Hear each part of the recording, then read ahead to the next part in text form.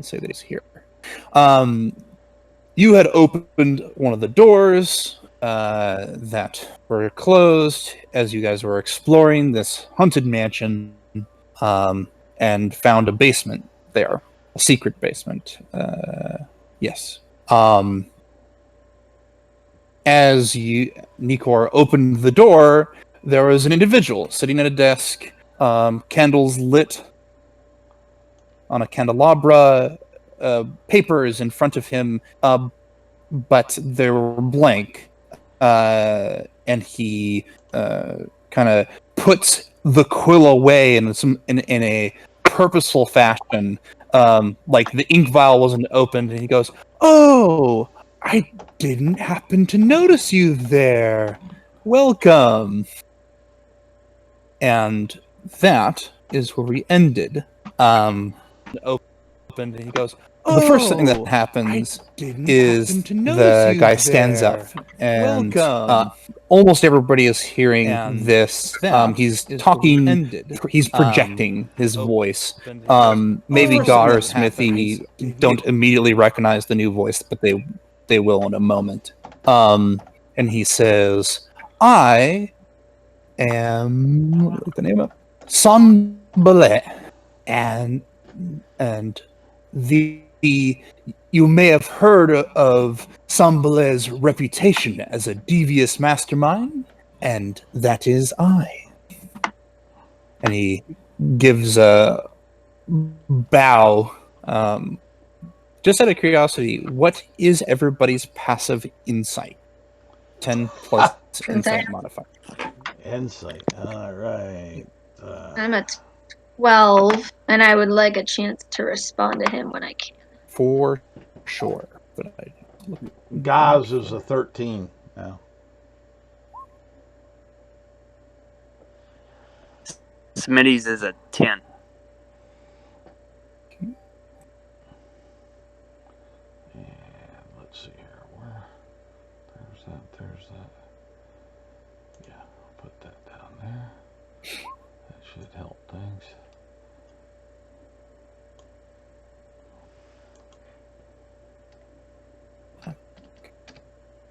Good to know. All right. So he bows slightly, sword or saber perhaps on one hip, hand going into his other hand going into his pocket on his vest. What does Nikor say? My first question is, does Nikor actually has she actually heard of this dude? You have not. Okay. Then I mimic him physically in every way.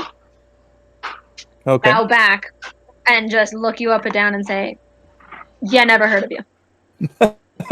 It says, "Me? You haven't heard of me and my reputation? Perish the thought. I apologize for keeping this away from you for so long."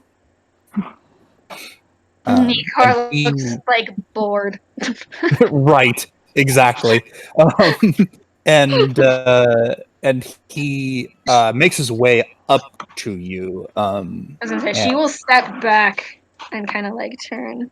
Yeah. To so she's still looking at him, but also like inviting a pathway without contact. And yeah. So I'll assume you move like here, and it does seem like that is his intent. Oh, you're heading over there. Okay, sounds good.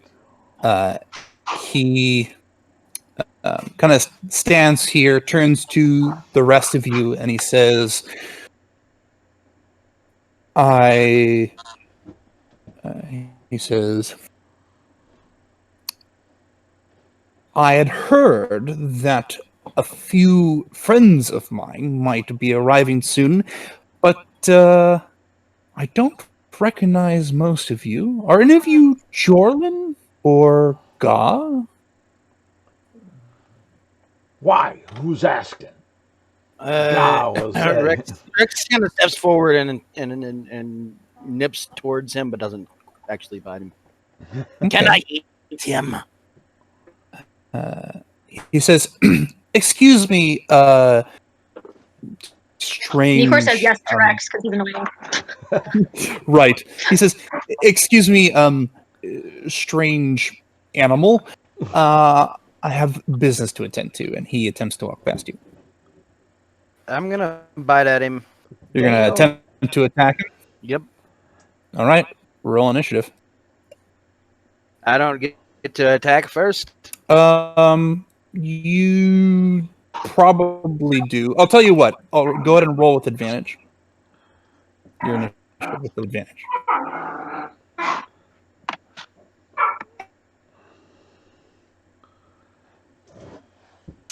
You want everybody else to roll as well? Yeah. Oh, okay. Let's see here. And I don't need advantage. I'm not getting better than that. Fair enough. okay. How in the world? So, yeah. I get to attack him before, or because he's triggering it before I actually take my turn, technically. All right. I am letting you go first to make your attack first. That is what's happening. Gaz would be a 7. So I don't get. Just an wait. attack of Just wait for everybody to get initiative in so I can Gotcha. see what's going on.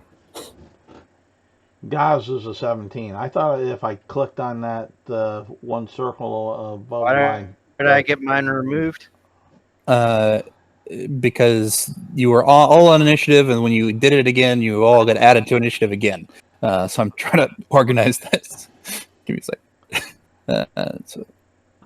So I don't know what you're looking at, Isaac, but the first time that I rolled initiative, We don't. yeah, it didn't. Okay. Yeah, we didn't show up the first time, which is why I rolled again. That's quite all right. I'm not exactly sure why I did that. So let me. Can everybody see their own token currently in initiative? And tell me if you can't, because I believe there's some people who cannot. I can't because people deleted me. I deleted you. Yes. I don't People, me, myself, and I deleted you. Yes. I don't know why you would ever do that. I'm so amazing. That's right. I don't see Gaz. Okay. Let me get rid of that. So I can put God in. So in Roll20, I have ran several games. It will always carry over the initiatives, even if you close out of the turn order tracker and reopen it. But the players will always see a brand new one when you do that. But as the DM, it will save the information. Right. So I just always empty it before I close it between encounters. Probably a good idea. Because it's a pain in the ass. Also, it looks like Ryan isn't here. I just realized. Oh, you just noticed. Why is he not here? I don't know. I think he thinks the start time is not for another 17 minutes because that's when I thought it started previously, or another game. And there's some other of them. game started at that I time. think it's the Monday ones. Now, So it's slightly different. How do I roll the initiative in here so it automatically goes there and adds my? I gotta click on your token first and then roll the initiative. Yeah. From your sheet. That's from the sheet. Okay. Yeah, guys, 7. So you gotta have your token selected first. But yeah, that's how you do it. I thought I just select the token and up where I have my initiative modifier, click on that and roll. But okay. No. Yeah. But yeah. But in the turn order, his initiative's wrong. It didn't have the modifier of the +3 to it. So Okay. you've got a 16 in Dex. So he's 0.16, I think. 3.16. 0.16. Yeah. And you rolled a 17 total. Is what I'm reading there. 17 total. Yeah. And all right. I won't let that happen again. I'll make sure I get do it the other way, the way that you guys just prescribed. You're quite all right. And I'll figure out rather than doing it in a moment. Actually, yeah, we'll just leave it for now. I don't know if you mean to, but you've got the new guy, the NPC in there twice. Yep. Okay. So, you go to bite at this individual who has introduced himself. Legitimately so, I'm assuming. This is no longer a nip. You're trying to actually hurt him. Yep. And he reacts as if he was expecting you to attack him. You do get your bite off if you would like, as you do go first. But he was so ready to be attacked by you guys. I'm confused at what you're saying here. He reacts so quickly, it's almost like he was intending to attack you first. But you do get your turn right now, and you can use it to attack you if you attack him if you'd like. Okay, so I'm not getting my attack of opportunity. Cool, got it. Do you want him to be here when you make your attack? Would you prefer that he's further away from you when you make your attack?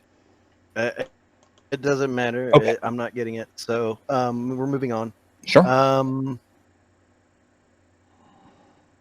Since I do have my aura up, I'm assuming that means I have my produce flame up. So yep. I will reach down and grab the scimitar that I have and attack with it. Sounds good. The flame doesn't go out or anything that I'm aware of. It's not you can draw one hand. Yeah, you're fine. Do you have a shield out as well? Yes. Then you have the produce flame in that hand that's holding the shield.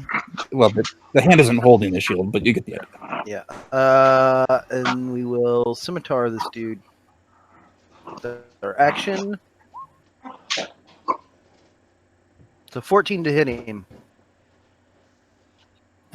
That hits. You'll take 6 slashing, and then I will use my Hungry Jaws feature. Mm.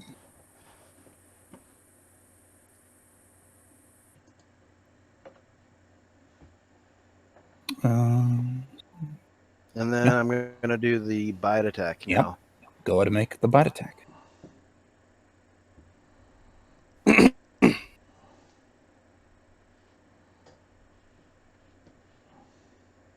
So that's a 17 AC I hit. That hits. And 6 more piercing damage, I believe. Yeah, piercing. Yes, that looks like that's the case, yes. So he takes 6 piercing damage, and I rip a piece of him off and eat it and get 2 you just bite down onto him. He's not armored. So when you bite down on him and he starts to draw his weapon, you just slash him with your saber. We'll do it on your turn, Arthur. And he. Can Nico? Go ahead. All right, Nikor golf claps. Sure. Yes. So Rex throws his head back and swallows this bit of meat like a bird almost. Yeah. You didn't probably tear off that much, but it's enough to get the point across. All right. Would you like to move? I'm good right where I'm at. Sounds good. Sambala says Sambalet? Whatever. Sambale. I don't know how to pronounce that. Says kind of let's see, it would be right, exactly. He says, listen, I don't want to fight any of you. We are not enemies here. We're on the same side. And he will draw his weapon. And that is what that happens. God, is your turn. Ga will go ahead and he is going to pull his light crossbow and he is going to move over to the table and like that to gain cover. Sounds good. And then he's going to hide. All right, perfect. As far as that, but he's keeping his eye trained on this individual that pulled a weapon. Yeah, he drew his rapier Yeah. and his knife. And with doing all that, then he'll say, "You stay away from my daughter." Immediately giving away your hide position. No, just kidding. Yes. You say that first, Yes. then go hide. Is it a bonus action for you to hide? Yes, it is. So you still have Goblin. your action. Is there something you'd like to do as an action? No, just all that, just reading. He hasn't made any attacks. We have, but he hasn't. So, Ga right I now was hungry. is I'm just sorry. just placing that warning, hiding, gaining cover, because God knows he's injured heavily, and he may not be able to take in an attack. Sounds good. Caliban, it is your turn. Where I am located, I had intended to be behind the wall. Do I need to be a square up, or is that fine? Because the wall's kind of like a square. This is probably more appropriate. That said, when Nikor opened the door, yeah, okay, we'll say you're back here. No problem. It was as he started talking that I moved. Yeah. I don't know. So, yeah, there was enough time for you to move over there. That's fine. Okay. I would like to make an active insight check to judge how dangerous he is. There's obviously some sort of disingenuousness between his words and his actions, but I would like to see if I can gather some more detailed information. Sure. Perfect. It would appear not. I will say this with your passive 16. You get the sense that as slimy a person as he seems, he was not. He was not wanting to fight you guys. It would definitely be easier not to talk. Yeah. You get a sense that he is a bit of a slimy individual, but he wanted to talk.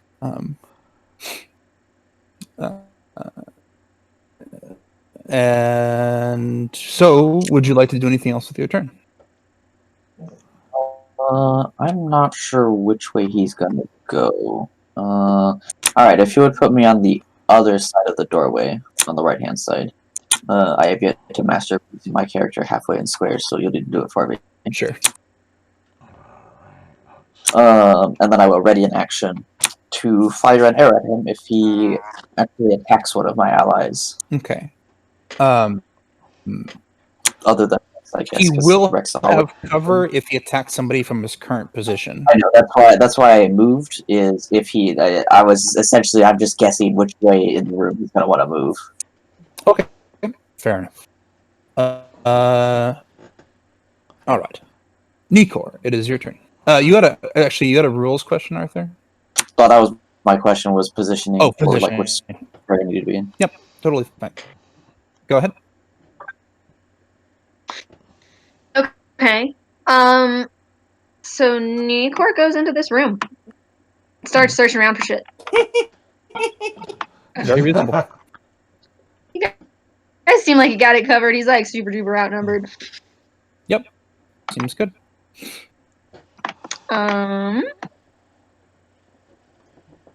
Yeah. So I guess investigation? Probably. Well, so what are you trying to do? I don't want to really. Right. Go ahead. What are you, describe to me what you're doing in the room? You said you're looking around for stuff. Yeah, I guess it's more like perception. I want to look because he was writing at the desk, right, when I opened it and like stood up and like put his quill down. Yeah. So I just want to walk right up to that and like peruse whatever he was doing. Because I'm also assuming he knew we were in the house because we weren't being quiet. Very fair. As you head up to the desk, you realize that the ink vial is closed and that the sheet is blank. All the sheets. He was very specifically not writing anything in these papers.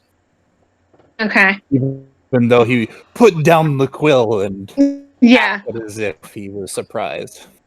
Right. Mock surprised.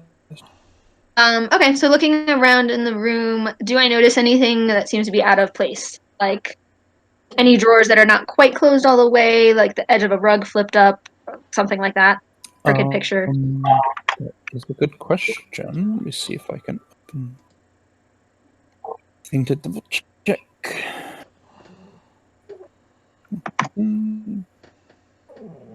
Where is it? There it is.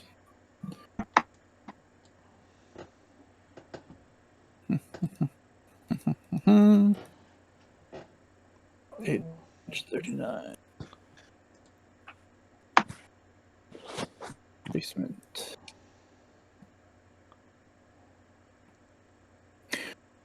Well, let me describe it. Unlike the barracks, this small room holds comfortable furnishings and it appears to be well cared for. A comfortable-looking bed in the northwest corner has a wooden locker at its foot. A small wooden table against the east wall with a padded leather chair next beside it. On the table, a brass 3-branch candlestick with 3 burning candles provides the room with bright light. The candles, though not fresh, are far from spent. Under the table is a small wooden box and an unlit bullseye lantern with a movable shutter over the lens. On the shelf above the table sit 3 books. In the northeast corner is a closed wooden wardrobe. Can I just peruse the titles of the 3 books? Sure. And that can just be the end of my turn. I'm just like spend my turn looking around the room. Yes, that seems very reasonable. Let me hold up. The first one is erotic poetry, fully illustrated. The second one is a naval almanac. The third is a treatise concerning a demigod named CAIUS. CAIUS? Huh. I'm very odd.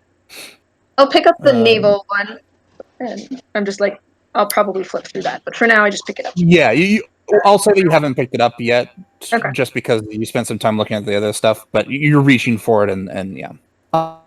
At the end of your turn, Sambalat will use one of his legendary actions to say, strange, actually what he says is, This guy's got legendary actions? he does. Wow. Apparently. He says, legendary. that's right. Ga, I would ask that you keep your daughter and her teeth away from me, as he makes a motion towards Rex. Guy would pipe up and say, "That's not my daughter. That's our friendly neighborhood dragon." He says, "Oh, a dragon. Well, Sandblott's blood's running down his fangs. Yeah. It is his turn. He will look to Rex, and he will actually he will sheath his sword, and he will hold out his hand, and he says, "Sanbele at your service, friends." To shake. Food. Oh, Jesus. Okay. He hasn't eaten in a while, y'all. Come on now. No, I'm not going against you. It's just that usually I'm the one starting fights. Go ahead and make Just me a not in wisdom this saving game. throw. You want me to make a wisdom saving throw? Okay. Yes, I believe can do it is that. a wisdom save, but I will double check. All right.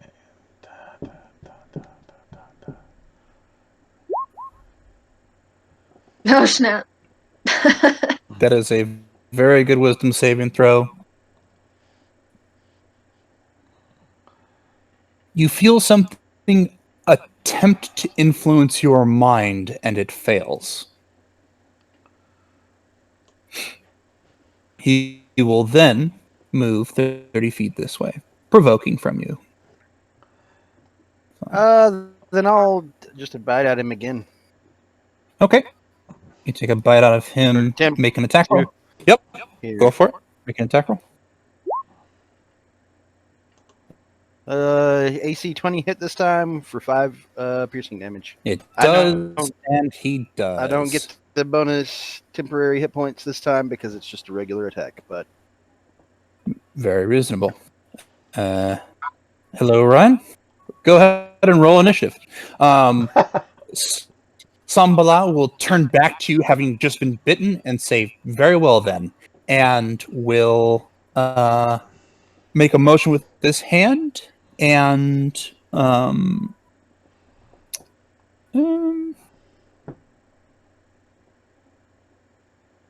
yeah.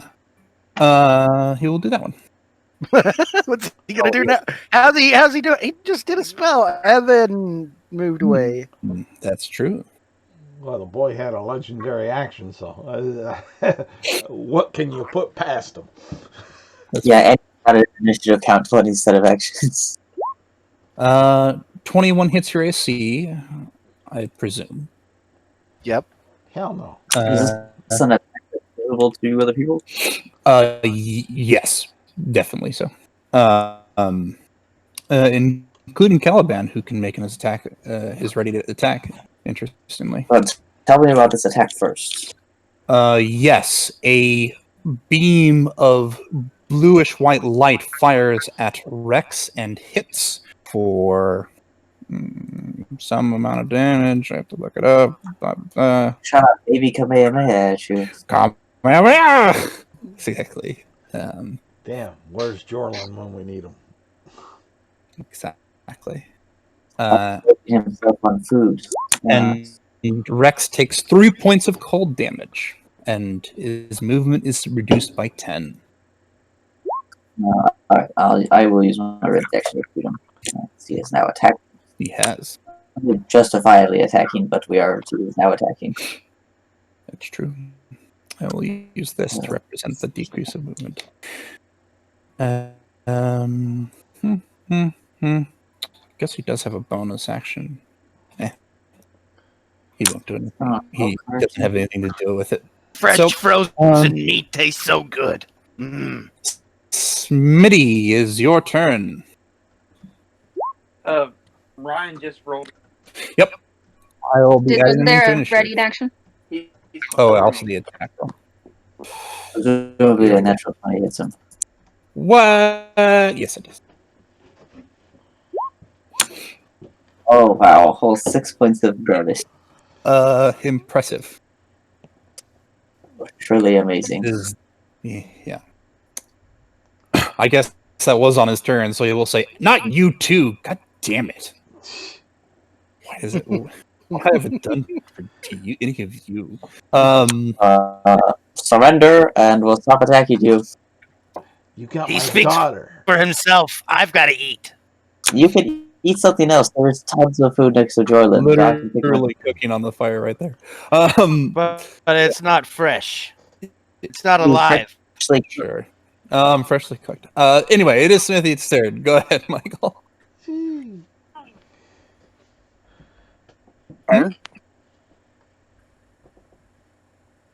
Yes. Shouldn't it be Ara? I'm just gonna have her act in initiative at the start of next round. She was distracted by something or whatever. I'll be like, "Arr there, matey. I was going to give you the protection of Parley, but then you went and attacked the man who saved my life mere hours ago. Cross blades with you and me then." And I'll walk up and stab him with my rapier, booming blade thing. And Yes. total 10, I'm assuming It that does. misses. And then, let me see here. How far would that be for me to move up to him? How far did I move up? 30 feet. 30 feet. Oh. Don't worry, I've got you.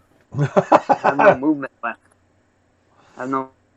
So I can't bonus action anything. Don't worry about it. You'll be fine. Bonus action dash. Run away. No. I'll stay right there. I don't want to provoke an attack of opportunity. You don't. Oh, you're not swashbuckler? I thought you could move after attacking. Not yet. Oh. That's next level. Damn. I'm only second. I'm a session behind everybody else who's raised to third. I'm only second. So yeah, if I was all right. If I was, I would have. All right, I'm done. Standing there with my blade. Arr, cross blades with a real man now, will ya? Well, it's true. Rex is not going to say anything. He's just going to let everybody think. Yeah. You know, he doesn't care. They're yes. soft-skins. Right. Can't help at the end of Smithy's turn, he will make an attack against Smithy with one of his legendary actions. Oh, what an asshole! And misses. Badly. Completely misses. Rex, it is your turn. I'm going to use some movement here. I can't do the little thingies, so I'm just going to move every 5 feet till I get to where I want to be.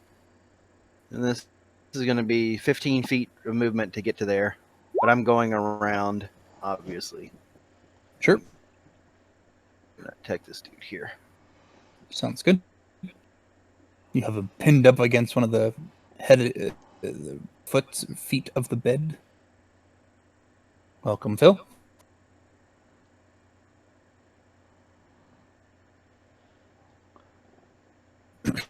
Unsurprisingly, the people this individual you met has been under attack. It looks like I missed with 7 probably.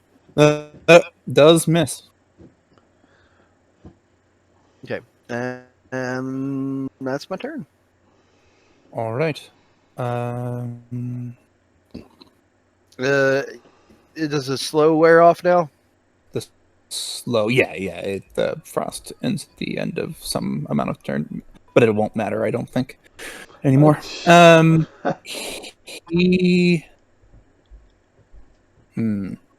Yep. All right. Sounds good. On initiative 20, he will grab a potion from his belt and drink it. I put my mouth in the way, so he gives it to me. No, please. Mind if I do? God is your turn. Ga will go ahead, and he's going to move. Come on. Move, darn you. Why aren't you moving? I don't know. I don't know why I can't move him. Why? Come on.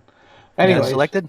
Yeah, a couple times I have. I don't know. But anyway, Roll 20 had some weird stuff. Keep going. But anyways, he's moving under the table, which that is what, 5 foot of movement to get under the table. Yeah. Yeah. And then so that's, and these squares are 5, right? Yeah. Okay, 5, 10, 15, 20. Are you moving this way? Right underneath the table, up towards Jorlin and my daughter. Okay, so you are crawling at that point. So it's crawling. He's only 3 foot. He's only 3 foot high. All right, fair enough. That's goblin. actually good. That's an argument I buy. Yes. That's why he's using that as cover, breaking line of sight as much as possible.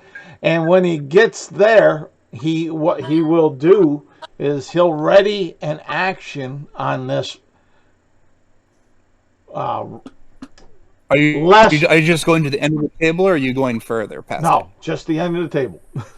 Okay, sounds good. He's going to ready an action at this less than honorable individual that is in the midst of a battle. And he will he'll shoot him as soon as he attacks his daughter, or tries to, or Jorlin, those two, because Jorlin's right next to him. So if he attacks him, he may be trying to attack me and missing. So, Fair. And then using his bonus action, he's going to hide. Very reasonable. Quietly move under the table, and you ready yourself. Yeah. Jorlin, just to catch you up a little bit, Phil, this individual introduced himself as San Bala and kind of projected, so everybody heard him. And he basically has twice now said, "Hey, I'm not looking to fight anybody," but has insulted the lizard folk, who seems particularly angry about it, and a number of people have joined in on attacking him because of it. The lizard folk with magic, just to make sure that's also noted there. He did, Shut up, Eva. but only after he got attacked repeatedly. Literally bitten. Again. Sounds good. Perfect stuff. That is just as good as the last one. Brand's in this? I didn't know he was in this. Yeah. Whatever. Shush you. Where's Bran at? He saves, so he does not take any of the damage. We could use him right about now.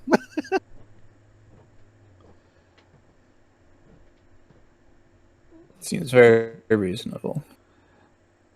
I didn't know Cup was in this game either, Isaac. Apparently he is. I can't You help also it. shush. You still shush.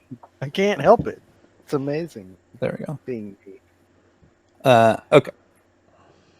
Bonus action. Okay. At the end of Jorlin's turn, let's see. He will make an attack against Rex with his dagger. And misses completely. Caliban, it's your turn.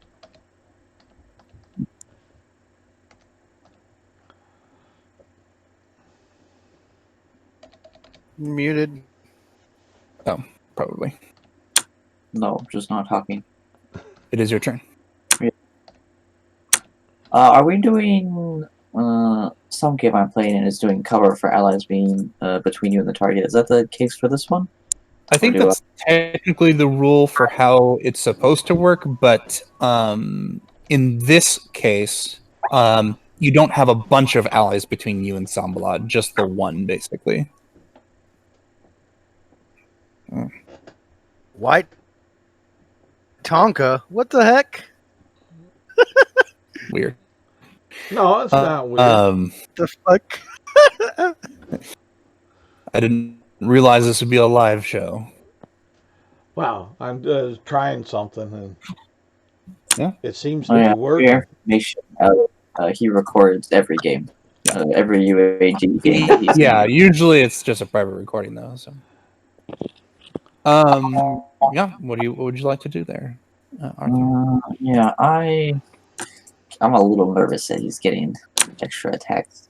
Alright, I will use my Planar Warrior feature. As a bonus action, choose one creature you can see within 30 feet of you. The next time you hit that creature on this turn with a weapon attack, all damage dealt by the attack becomes force damage, and the creature takes an extra D8 of force damage from the attack. Sounds good. And I shall note San Ballet as my target. Sounds good. Does a 17 hit? It does.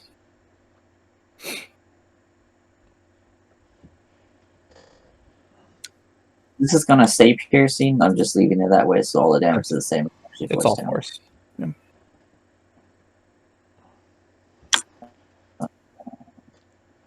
There we go. 7 points of damage. All right. The injuries that had been previously caused have returned with this strike. Seems like the potion helped him quite a bit, but it's definitely coming back to bite him. That will be the one might say. Very fair. Nikor, it's your turn.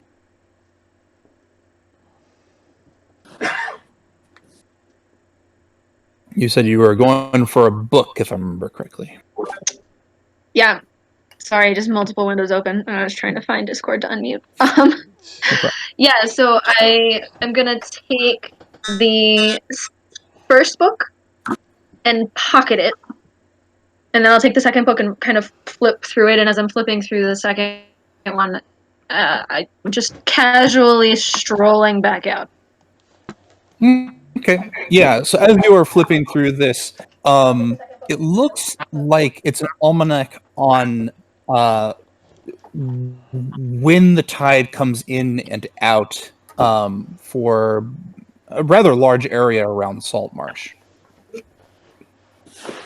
Okay. Is that the majority of the information is just tracking the tides?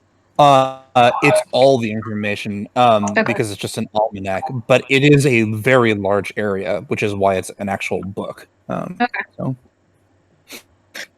Okay. Once I noticed that, I would probably have dropped the book back off on the table on top of those blank pages, and I just yeah. That's valuable. I come strolling back out.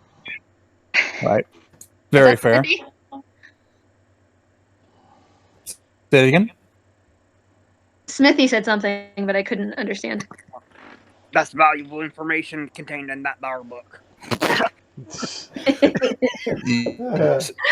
Of course you would say that. Yeah. Okay, so Nico comes back out. So what is this symbol currently meaning? That lightning bolt means that he's been targeted by Caliban with his fanciness. Okay, so it's not something I'm seeing when I come out. Correct, yeah. I think so, at least. Okay. Well, then I'll come to right here. Okay. And I'll just kind of ask to the room, have we decided what we're doing with this gentleman yet? I plan to eat him. Well, Jorlan's semi in charge of this group as he was responsible for most of our gathering, and he seems on board with attacking him. Was it I skipped Jorlan somehow? No, shot a ray of frost at him or something. Oh, he did. That's what it was. Okay, so Nikor kind of just, her eyes wander to Jorlan. So we feed him to the lizard?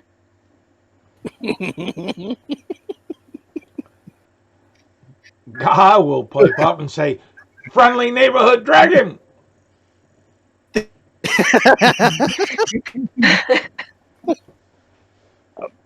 Personally, I'd like to find out what he's doing down here first. We can figure that out after I eat him, right? Do I still have an action, or was my action looking through the book?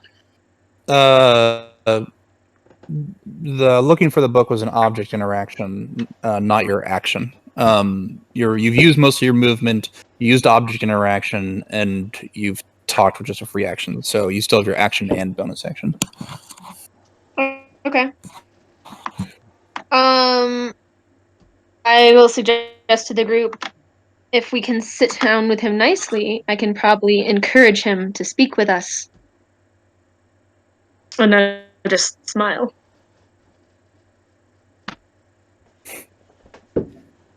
I will say I'm fine with not fighting. San Balat will say, I'm fine with not fighting. Rex says, I'm fine with not fighting. Just let me eat you. Perhaps we can find you something else to eat. The man will read a parlay. Maybe some seed biscuits or other tasty treasures he can point you to. If he'll submit to parlay, as the code of the sea recalls. Go ahead and make some sort of check socially to influence this hungry lizard. I think there'd be a Nikor check here. But you have advantage because Smithy is agreeing with you, basically. Okay, so am I just doing like persuasion with advantage to get Rex to stop? Really. Whatever you think's appropriate, however you put it. If you put it nicely, then persuasion. If you're trying to lie to him, then be deception, basically, type of deal. No, I'm just simply requesting that we stop eating the man until we get the answers that we need. Is what she says. Oh my god! Fine, I won't eat him. I did say until after. I didn't say you couldn't eat him at all. Right. And perhaps this is the reason why the 25 is so effective. Yeah. Yes. He did add in the yet as he reaches out and tries to grab him. Does he actively avoid being grabbed? Yes. It's not your turn, also. Okay. I figured I might just use my reaction in that point because, like, right. Well, you're like, well, basically, what's happening is you're like, all right, we've agreed not to attack you, and you go to grab him, and just to make him keep him from going anywhere. Because sure. But as you are about to do this, he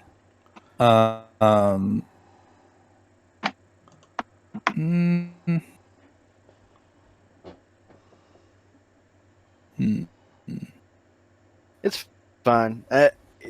Well, so what he's going to do is he is going to I've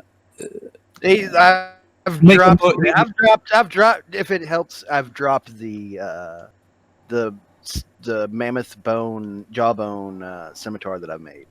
Was using. Okay. Yeah, that's totally fine. Yeah, what he kind of makes a motion with his hand, and he says, "This seat work for you?" As he motions to one of the beds, and I need Rex to make a wisdom saving throw. Okay. I love it. Watch out. He's trying to bed you. Oh, man. Saying not so. He still thinks I'm female, so. 16 is fine. Yep. That's totally fine.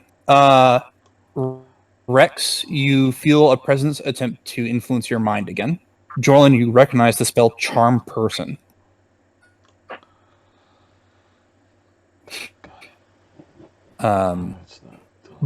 Would I have advantage then? Because we you would have had advantage, but you succeeded on the first check, so it didn't matter. Okay. And yeah, he'll sit down. That's his movement. Provoking, by the way. Yeah. I don't. If he sits down, I don't grab him. Okay. I reach for him. He does the magic thing, and then sits down, and I'm like just snarling and sniffing at him. Very fair. Ryan, Ara has been watching this entire thing. You were a little surprised as this individual came through, and then Rex started attacking him, but you are ready to do something now, if you wish. I'm just going to shout the initiative, and then we'll I kind of looks at Rex and says, I'm going to stop sticking up for people assuming that you're going to eat everyone if you continue to try and eat everyone. It's not like you've tried to stick up for me ever. Yes, I've told multiple people off already for assuming that you're going to try and eat people. Oh, daughter. But if you continue to try and eat people, I'm going to stop doing that because apparently they're right. This guy just walked in and you decided to take a munch on him. So you're never going to feed me? Not people. Sambala motions to the fire that's burning and says, "We even have something cooking for you." I mean, we didn't know it was going to be this many of you, but he ham all over. Yeah, the ham's already been eaten, but he goes and goes, that was like the first thing to go when we got down here. Right. Yes. And he's like, so Rick kind of looks at the situation. Yes, I ate the dog food. Now I want the good stuff. And he kind of points to Senblay. It's not good unless it's fresh off the bone. I hope you all understand. I do not. No, nobody understands because eating people is bad. Nikor shrugs. Sambala makes like a motion like, I don't judge. Smithy, you do get to act as well. Was there something that you wanted to do? I'll be like, well, if you'll undergo parley, then I'll put my sword down if you put your saber down, and we'll talk to each other like civilized men. And you, stop eating people. He's never did Smithy. I don't know. He just hisses. I don't want a ready in action to either put my rapier up or attack him, depending upon if he attacks me or. Yeah, I'm not attacking anybody. Very reasonable. Very reasonable. If he doesn't, I'll fuck him up.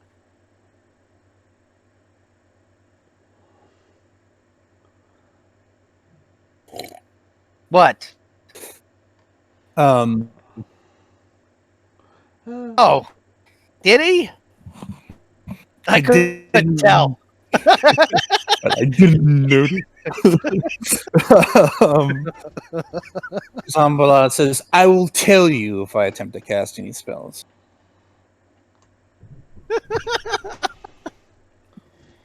So, Rex, is there a Jorlin or a Ga amongst you?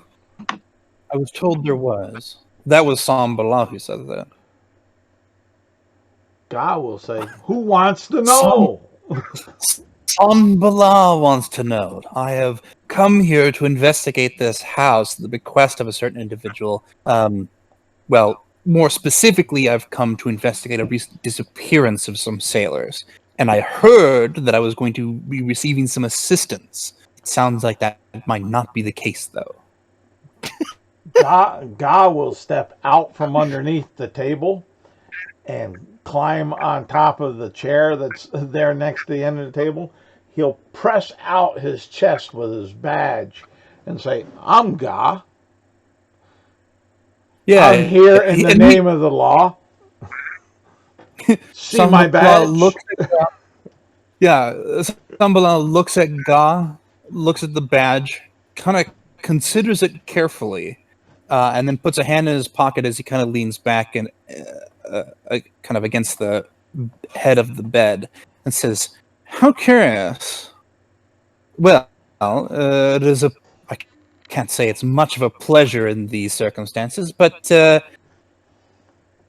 Sambala does his best to entertain. What can I help you with? What can you help me with? What it is that you wish to ask, friendly lady? Yeah.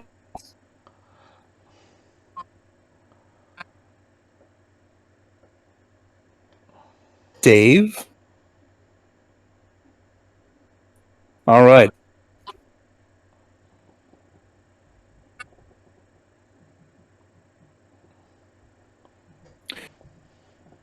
He says, one of the members of the council. I believe you should know who, although I don't want to give it away just in case there's something odd going on here. Well, actually, there definitely is something odd going on here, but because there is something odd going on here.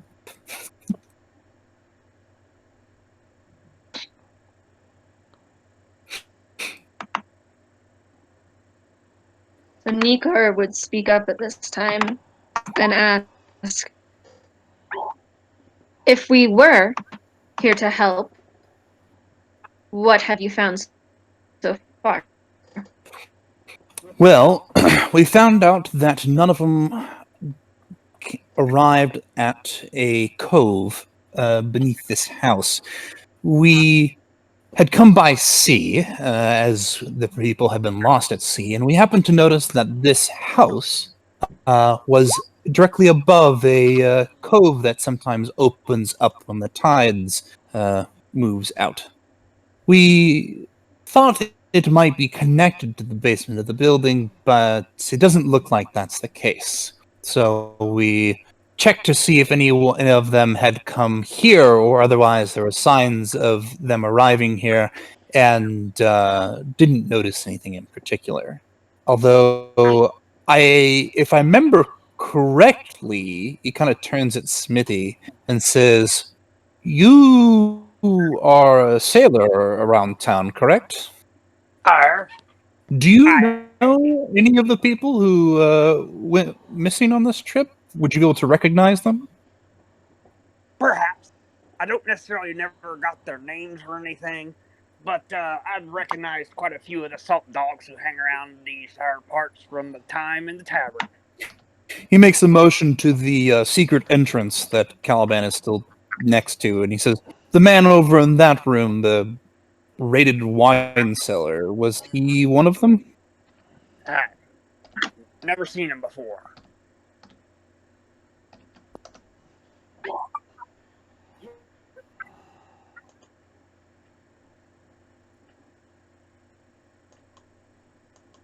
I mean, I'm talking if there's a question you have for me. That said, when Caliban asks this, he does turn to Caliban and says, "Well, I brought a crew with me," and he makes a motion to the beds. We made use of these things. We're not exactly sure what they're here for, but how many are in your crew? He motions. Where are they now? He motions to the beds and says, "Whichever ones had stuff on them, I think." He kind of counts it out. About 15. Wow. And where are they now? Investigating the cove down below. Well, not all of them, but most. How'd they get down there? By boat. Nikor would want to try and catch Belay's eyes and ask and repeat back to him, "You've not found anything weird here yet?" Is there a spell you're casting here on him? No, this is just a straight question. He says, "Well, there's quite a few things that we found weird. In particular, our crew managed to deal with that." And he points to the door that's been barricaded. He says, "It was a bit haphazard at first. A number of us got injured, but I think whatever is haunting this building came from those things. Undead? Ghosts? I'm not sure." Go ahead and roll an insight. That's totally fine. I was going to ask a different question. Totally fine. So Nikor would gesture back to the room with the dead body in it and say, "Is it our understanding that that body was here before or after you arrived?" Before. Well, I am assuming it was before. We didn't. When we entered into the room, it was there already. Can I insight check that? Mm-hmm.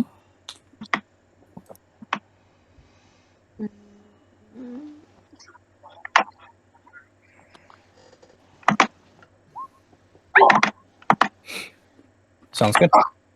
I mean, you get a sense of a bit of a slimy person in general, just like he's suspicious seeming, but he telling the truth as far as you can tell. As Jorlin goes into that room, you notice immediately to the right. Well, there's a number of things in the room, but one of the first things that pops up to you is there is a book that looks like it is an almanac for tides when they come in and out in the rather large region around Saltmarsh.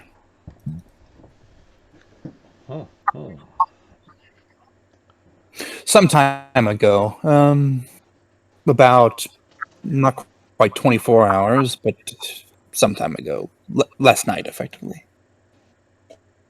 So let me get this straight. You're saying that down below the sea cliff, there's a boat with approximately 15 sailors on it?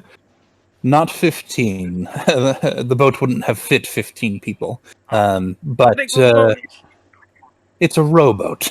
Rowboat. Yeah. A fishing boat, I suppose, but of the smallest kind. She's got no sails nor a rudder? Neither. Actually, let me double check that. It might actually have a sail. It's got a sail. I'll double check that. Give me a moment. Arya, daughter, you okay? Oh, yeah. Okay. All right. You look less fine. And you're saying that behind this door over here, there lay undead beasties that are haunting the mansion. So, if there be such vile creatures over there, why are you just hanging out so nearby? Sorry, 1 sec.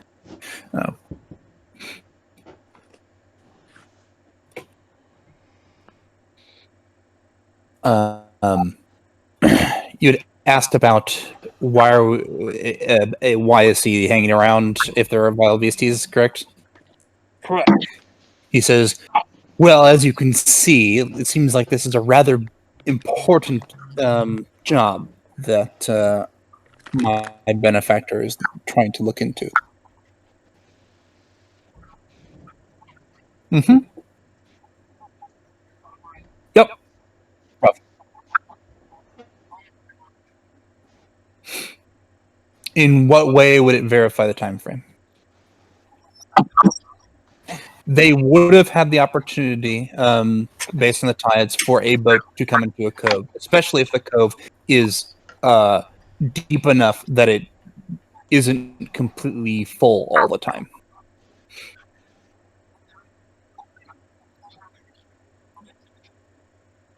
Sounds good.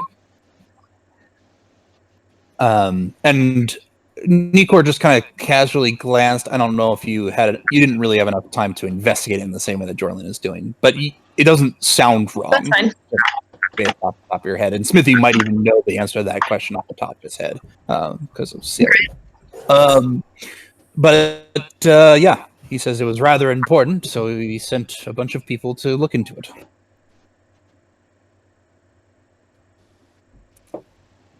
And so you do this investigation for money? You are hired help or another arrangement? Oh, of course. My time is very precious to me and many others, so of course I do it for money. Does he look well dressed? He looks well dressed. Yeah. He probably isn't, nobility of any standard, but makes money clearly. He's in the flush, anyways, of it. Yep. Guy will still have his crossbow in hand, just in case. He doesn't trust Smitty, and he don't trust this guy. Sambala says, I would like to ask you to return my crew's belongings, by the way. You have proof they're your crew? I could. Do you want me to go fetch 15 of people who are loyal to me into this room right now? No, he says, Guy will say, only under the bindings of the law. I actually had a question about that. You are protector of the roads, right? That's part of it. I suspect that might have been the reason why you were sent here. Not necessarily your position, but your experience. Do you have much knowledge of the roads along the coast? The one that passes by through the haunted house here? I have the knowledge that I need. As far as that, why you ask, good sir? Or not good sir, but sir. Wow. You haven't proved yourself yet to be good. He says, first, "Don't he you calls worry." me a female, and then he insults you, Ga. He says, "Don't you worry. I will prove myself every bit a sir." And then he says, "Yeah, but you left out good." Unnecessary. The roads may have caves, or there may be signs of people crossing it or arriving on those roads, these missing sailors, I suspect that might have been the intention of or at least my benefactor. Well, who is your true benefactor? Well, I'll tell you what. If you tell me the name of the person who hired you and Jorlin, then I will give you the name of the person who hired me. That ain't what I asked. Yeah. Guy will say, that ain't what I asked. I asked who your true benefactor is, not who hired you. He says, oh, I'm not sure where the difference is. The difference is I don't trust you right at the moment. You may be working for possibly the same gentleman possibly that engaged my friend Jorlin and myself and this mighty crew with the friendly neighborhood dragon and like that. Well, I'll tell you may be working to subvert our mission, working for some skullduggerous person to take down my master that hired me to help, my sovereign. As he finishes, I just let out a loud lizardly roar behind him. Yeah, and he says, he kind of looks at Rex, looks back at Guy, and says, well, I'll tell you what. Sambala is nothing if not a man of cunning and guile. So I'm willing to offer you a trade. A merchant by personality. I will tell you who hired me, and if that satisfies you in all the ways that you wish to be satisfied, then in return you'll return the stolen property of my crew and myself, and promise not to eat me. Guy at that point will say, hey, Jorlin! Come on in here. Guy will holler, hey, Jorlin, come on in here. This guy is trying to make a deal with the deal that we have with our sovereign. What you say? Right. So Jorlin is searching the room. You had some time to do so before you hear this. I will give you a chance to respond. Looking at the room, I will describe the room to you. I described it earlier, but unlike the barracks, which is the previous room, this small room holds comfortable furnishings and appears to be well cared for. A comfortable-looking bed at the northwest corner has a wooden locker at its foot. A small wooden table stands against the east wall, with a padded leather chair beside it. On the table, a brass 3-branch candlestick with 3 burning candles provides the room with bright light. The candles, though not fresh, are far from spent. Under the table is a small wooden box and an unlit bullseye lantern with a movable shutter over the lens. On a shelf above the table sit 3... One book. One book. And in the northeast corner is a closed wooden wardrobe. Another book is also on the table, before mentioned, and that is the almanac that you were looking at. So you also have been looking at this almanac, and it seems to have tidal time. I got that. On about 100 miles distance around 100 miles of coast around Saltmarsh. You say there's a box underneath the table. What's in the box? All right.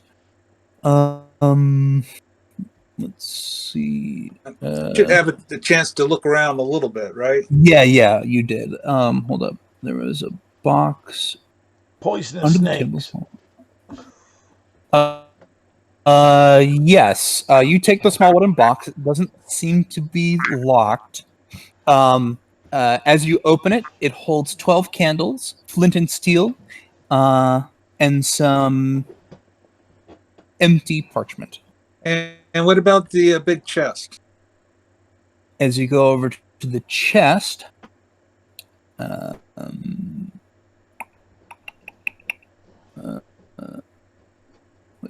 see, books.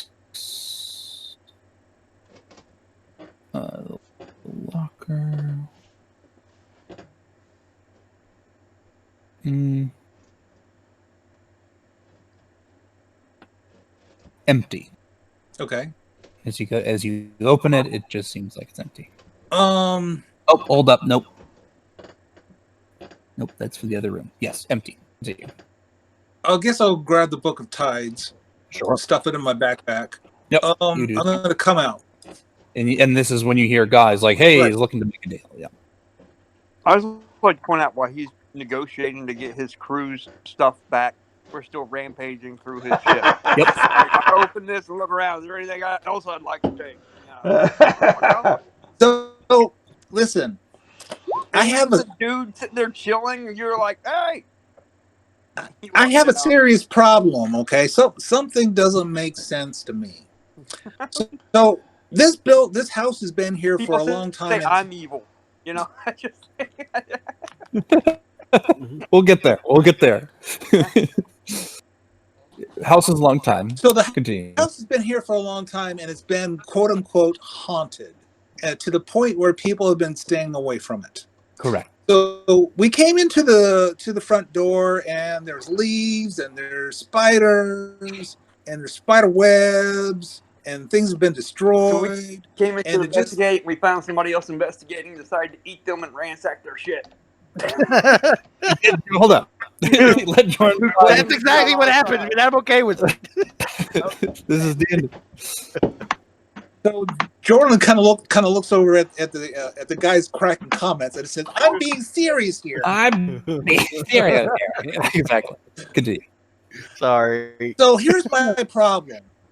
And even in the next room, there's this dead guy who's been there for like forever, and he's got these rot grubs, growing inside of him. Obviously, they didn't inspect the body, correct? But here's my problem. All these beds are made. All these beds are new. If you go look in the other room, it's well made, it's well stocked. Thank you. Thank you. And it's been, and you said that you've only been here for 24 hours, and there's no way you could have turned all this in 24 hours. That's a pretty good camp setup you got there real quick. He's got a point there. 100% true if we had brought any of this here. To be fair, we did make the beds when we slept in them, after we slept in them. I'm going to do an insight check on this one. Sure. I'd like to put forward two possibilities. As not Philip, I don't know what your name is. I was looking at Discord recently. As Jordan has pointed out, this section of the building is in incredibly good repair, which one could not achieve in 24 hours. So either this is a group of investigators and the smugglers that were operating out of here recently left, or he is the head of the smugglers. Well, and Ga will say, and by your own admission, you only been here 24 hours. You say you just made the beds. You still have less than, but you still haven't proved that you own this stuff that we found by salvage rights. By that argument, don't I have salvage rights for first come, first serve? Only if you can prove you have it. Right now, it's in our hands. He laughs and he says, he laughs and he says, "Don't worry, Sanpalat is quite used to dealing with cutthroats such as yourself." At this point, specifically talking to Ga. At this point, Rex pipes up and looks to Jordan. Maybe you should write down what we found real quick. Yeah. So Jorland's insight check tells you that he is being purposely shifty about some of his wording, to the point where it's essentially a lie in Jorland's mind, but he's good enough at what he's doing that he doesn't look like he's lying per se.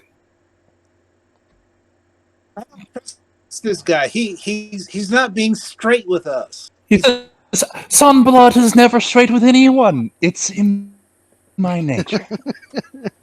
So who sent you? Is Nikor sensing anything? As you are listening, you are hearing.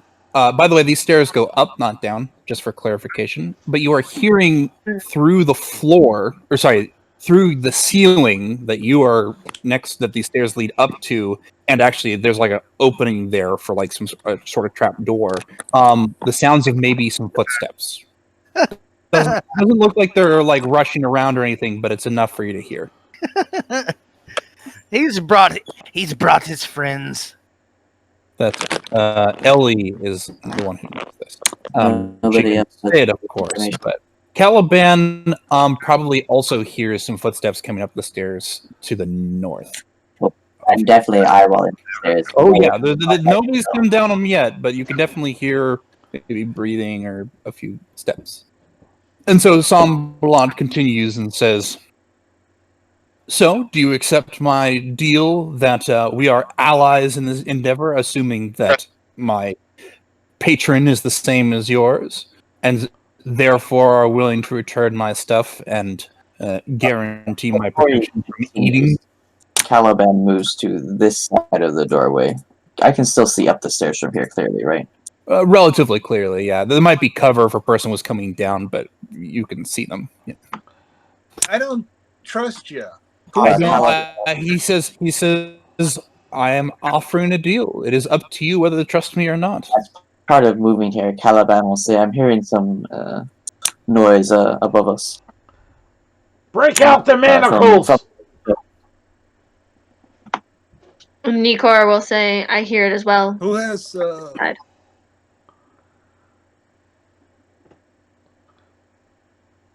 He's brought his friends. We already knew that. He already admitted to bringing his. Like, I don't. We are a dysfunctional family. Yeah.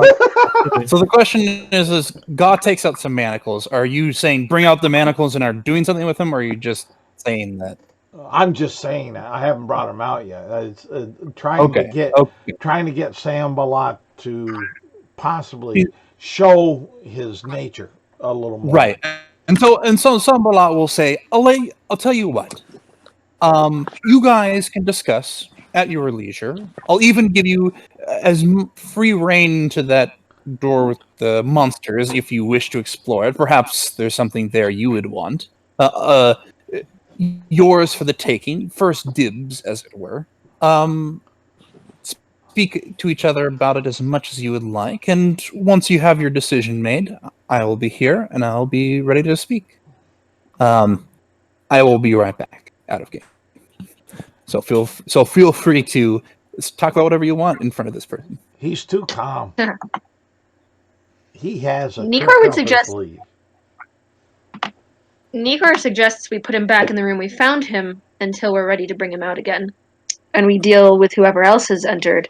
That's not a bad idea. I think we're about to get ambushed. Or we could all just focus him down, and then like I could try and make something out of his body. He has, he has at least pretended to surrender. So in effect, he has surrendered. So I see no reason to murder him right now.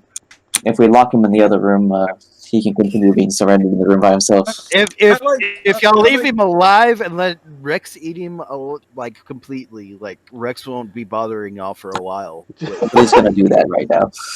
If Rex starts eating people alive, Rex and Arrow are gonna have a problem real fast. If we get into a fight and we kill somebody, I'm fine with you eating them like right after they die. No eating people. But while they're alive, definitely not. Nikor reiterates, I think we should restrain him and place him in the other room. I like your idea. We need to block the door somehow. I'm not convinced he can't just magic his way out of restraints. God would be saying, maybe we need to make a barricade with these beds to put up a wall to help defend and cover us. Since you hear all this noise above coming this way. Do you really want me to go on a diet? This isn't fair. Well, it's To Jorlin, Nikor would ask if you had been able earlier to notice how he was casting. He cast a charm person spell on Rex. He was trying to cloud his mind. That seems a lot worse than eating someone to survive. Even if they are alive. Somebody tried to bite me. Do you want me to eat you? Nah. I wonder how. Nikor would share that charm person requires hand gestures and speaking. Perhaps we chain him, gag him, and throw him in the room. That might render him fairly That's weaker. a good question. That is a question that we need to ask the game master real quick when he gets back. What question? What? Oh, you're back. Was that good timing? I don't know. Yeah. When he cast that charm person spell, that has verbal and some somatic components. He made the hand gestures and the verbal, correct? He was both speaking and gesturing his hands when he did it. Yes. Okay. You recognize the sign of someone who is skilled at being inconspicuous when they're casting. Yeah. How heavy looking is that table that Ga ran under? I mean, it's a long table. It's let's see. I think it has a specific length in the book, but it's 20 feet. Okay. Maybe because Ga would suggest maybe we can go ahead and like 25, but yeah, might even be 25. Yeah. Maybe we can take and move the table and block those stairs from the folks coming down them, and make a barricade with the beds there to help defend. Then there's just the one door. Well, we got a good starting point. Nikor suggested that we, Mr. Sambalay, we're going to put you back in your office, so you're not going to be eaten, and you're going to stay there until we figure this out. All right. He stands up and goes into his office. Ga, can you lock the door? Is there a lock on the door? You go over to the door. There is a lock on the door. It locks from the inside, so that prevents other people outside from getting in. Nikor would suggest... Is the door already shut? He didn't shut it, but do we like? Nikor reiterates, I think he needs to be restrained and not simply locked away where he so willingly goes. Rick. Go ahead. Rex. Do I have rope? I thought I had rope. Yeah. Rex, pulls his bag out and throws it on the ground and reaches down inside of it and pulls out 50 feet of rope and hands it over to you, Nikor. Okay. I take it and I hand it to Smithy and I say, would you like to do the honors?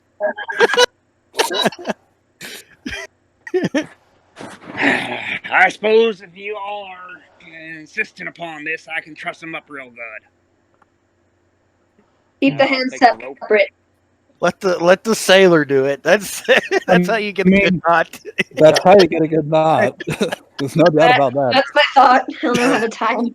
Jorlan's going to cast a illusion on the stairwells that the stairs are broken. Oh, okay, sure. Ga will go with Smitty because God doesn't totally trust Smitty. These guys may be in cahoots in his mind. Cahoots in such. So he's gonna make sure those knots are tied. What would which would look from an outside perspective well. Yeah, so Smithy, you come over here to the room with ropes, right? Yeah. And Ga's kind of watching, and Sambala says, What are those for? Apparently, they don't trust you so very much, and so we're going to make sure that you stay all safe and secure here. So just be quiet, mind your P's and Q's, and everything will be just fine. Make me a persuasion chair. That would be awesome. Make me a persuasion check with disadvantage. This is like a Western. It is a Western. It's totally a Western. It's pirates. What the hell? Yep. Okay. 1 and 2. Wow. Nice. That's pretty good. That'd be a 19 now. Damn. I think I hope that Smitty, honestly, is on this guy's side, but it's like, do you know, we're just gonna go through some formalities. Right. Yeah. And that's actually why I gave him a roll at all. If it was like Rex or somebody, it probably wouldn't have worked. He's kind of got that look in his eye, like we've all been tied up before. I'm ready to get right out of it. Just yeah. Just do the thing so you can live. He kind of considers something, and he says, all right, fair enough. I'll subject myself to some rope. I'm not inexperienced with such things. Sanbalad is not.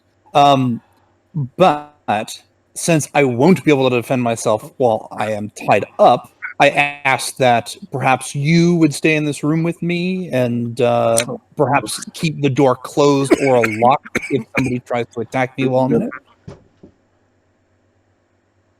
Take the pillowcase and gag him. Hand over the key first.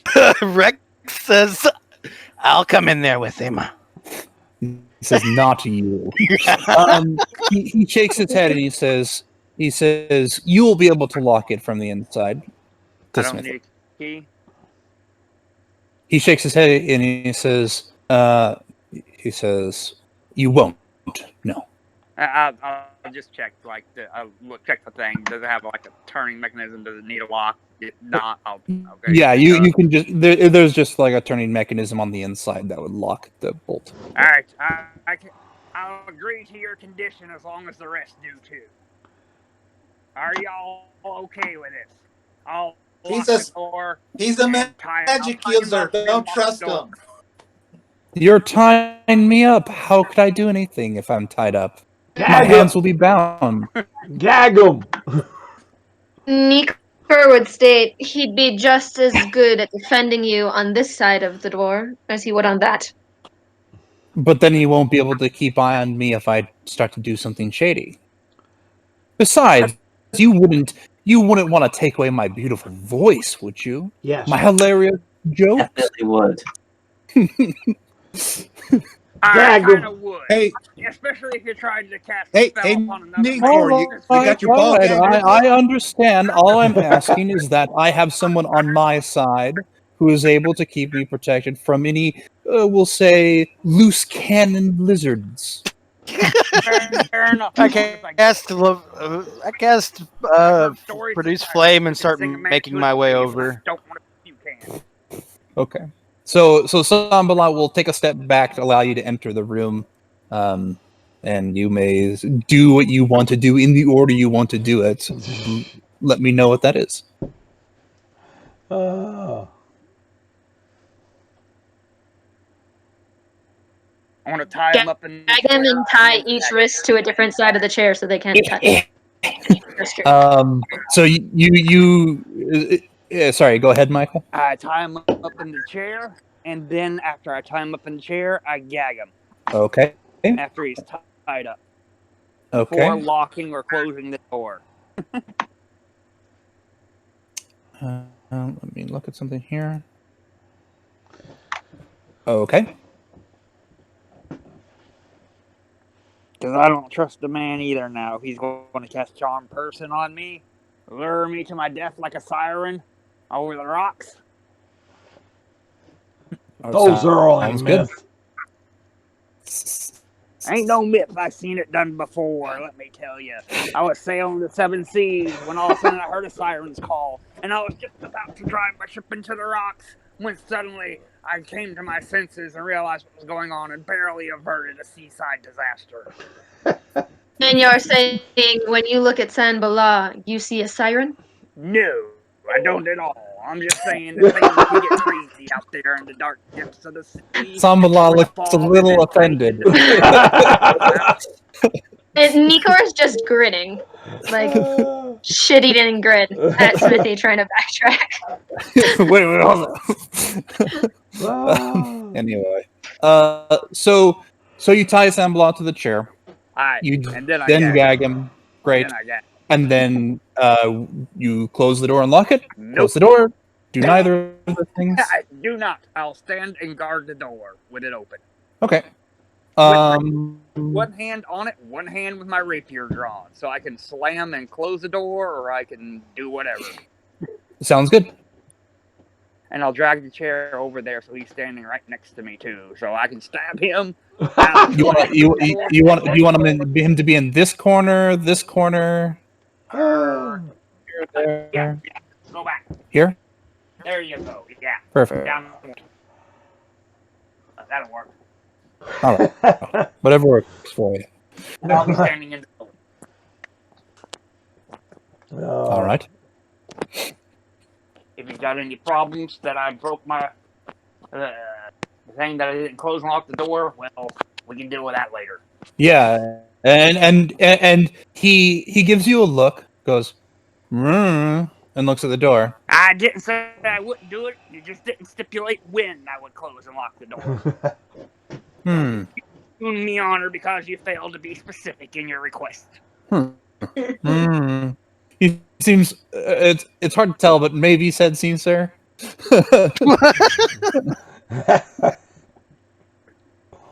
Something that San Bala would do, so I can't use the same action. How can I? Yes. Exactly. So, that door is open, actually, so you actually can see this. No problem. At the moment. What would you guys like to do?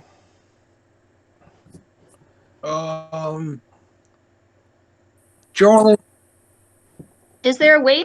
Well, no, you go ahead and go first, okay?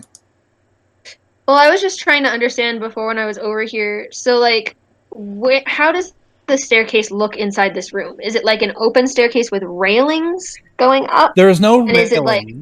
It is an open. Is this the bottom or the top? The bottom is. Oh, interesting. It looks. I guess that isn't particularly clear. I'm gonna assume it's this way, actually, because that is like we'd have to go. Let me actually double check. Like we would go up the stairs? Nope, other way around. Yep. You would go up the stairs. You would go up the stairs. Like okay, that's what I was trying to understand. We'll come over from this side of the room, and then the stairs go up this way to a door. Up to a trapdoor, yes. A trapdoor, okay. And the stairs look broken. Nope. You refresh it over here. Yeah, I've made it. Place your illusion destruction wherever you'd like. I'll let you do it. I'm putting it pretty much right underneath the. Right where it opens. Fair enough. So if someone were to open it, they would see this gapping pit. Right. It's completely destroyed. They would have to jump down or do some fancy trapezing. Yes. Right. So I know what Jordan wants to do. Does anyone else want to take an action? All that Rex does is get his produce flame ready again. Okay. Ready for combat. Okay. Yeah, I want to position myself in a way where I can see someone coming down the stairs, but they would not immediately see me, which I think would be here. They'd have to like turn around because I'd be kind of behind them, right? They would see you mostly because they would open the trapdoor and then look down. You would want to be like here. I do have a question real quick. Are these like actual boxes? What were these again? Those were crates, Okay. I believe. I'll double check the exact description, but they were basically crates. So if I actually stand like over here behind this crate and be able to see upstairs or Two something? large metal storage bins that appear to be empty. So if I stood over here, would I be able to like look up the stairs over the crate? Yeah, correct. I'll stand there then. Sounds good. Ga will see about Yeah. about flipping this bed right here on its side and moving it in position so it's making a wall between where Rex is to the real wall, so it's a defendable position, but yet having 5 feet of alleyway for my partners to jump in and save my life. Seems good. I will set up the bed. It's basically like this, if I'm not mistaken. That'll work. I was thinking more on the bottom side of the wall, like right down. Like right in front of him, basically. Yeah. Yeah, it's flat. Yeah. Either. Sorry. It's on it. Is it on its side or not? Yeah, it's on its side. Yep, like that then. Yep, that's fine. That's good. That's We'll good. say. Anyone else want to do things? I draw my rapier. Would I have a chance to pat him down? You could pat him down. You haven't yet. You haven't told me to do so. You were going to do that, but you can't. And let's see. Let's move. Yeah, right there. Yeah. Seems good. Defending. Sorry, what was Rex doing, Samuel? He's basically been trained with produce flame for a round. So additional stuff, nothing. Okay. Yeah. Hold the produce flame. You're looking around, producing light, and generally keeping an eye. What is Ara doing there, Ryan? Just readying yourself? Yeah, more or less. Okay. You guys get in these positions. You wait. I'm going to wait for about 30 seconds. All right. Smithy, roll investigation check of 30 seconds. Okay. What does that mean of 30 seconds? It means roll an investigation check, and I'm just telling you you're doing it 30 seconds. Okay. Bomb. Okay. So thorough. You. So I'll tell you what. There's one thing that there's a few things that you will for sure get. Are you starting from the bottom and going up, top going down, or is there any in particular place where you're starting? I'm going to start on the hips, and then up the torso, and then down the legs. I suppose looking into his boots for a dagger would be the last thing I'd use. Okay. But, standard. So you notice that he has looks to be like these kind of deep purple vials, it's a vial with like this kind of deep purple liquid on his hip. It's kind of tucked a bit under, so it wouldn't be immediately obvious under his shirt. But picking it up, you're like, oh, that's there. You recognize that he has a sword, a rapier, and a dagger. I can alleviate those from him.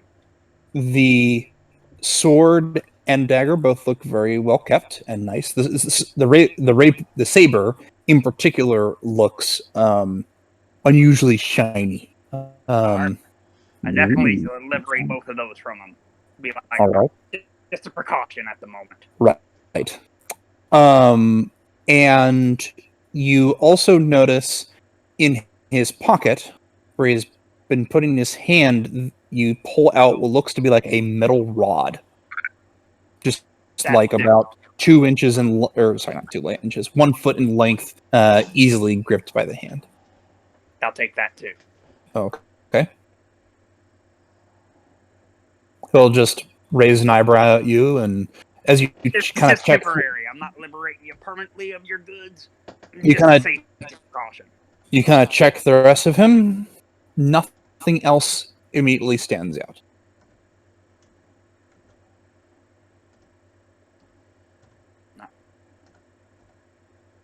Suppose I didn't liberate him of the potion, but I like to know it's there, and I'll just keep an eye on it. Seems good.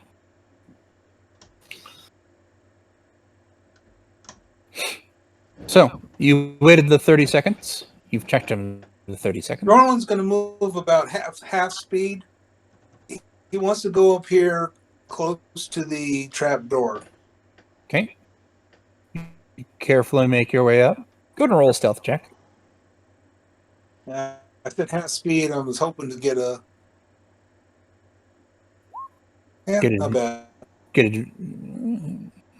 Yeah, I mean, it's probably fine. Do I hear these footsteps? You kind of listen in.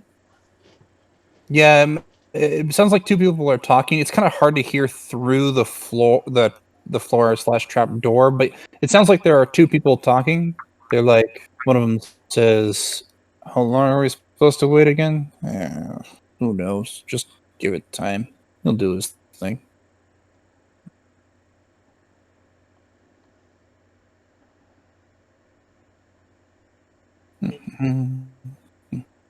Stop humming.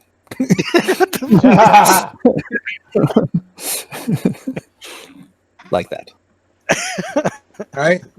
I am going to go underneath this table. I'm within 30 feet. Yep. I'm going to make a illusion. I'm going to make another illusion. Yep. Hi, mateys. Come on down here. I need you. I'm going to make it sound like Sambalat. All right. Make me a deception check. Aww. Good. And that floor is in the way, so it kind of muffles it. Can I argue that he has advantage because he actually used a spell to do this? Sure. Go ahead and roll with advantage. Too easy to convince. Thank you. 13. Damn. I tried, Jorlin. Yep. I hope it works. It's not bad. It's not bad. It's number one. There's a wooden door between us and them. Number 2, I've heard this guy talk for quite some time. And number 3, they said that they were waiting for him. Yep. You listen for a moment. You watch for a moment. Nothing happened.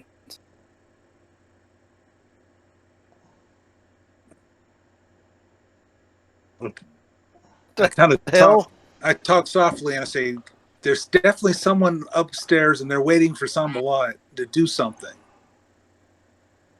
I heard him talking.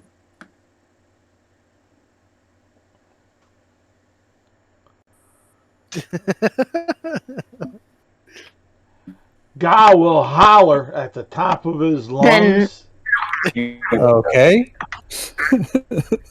Come on down here in the name of the law of the land. You have to answer to God, the sheriff. Yes.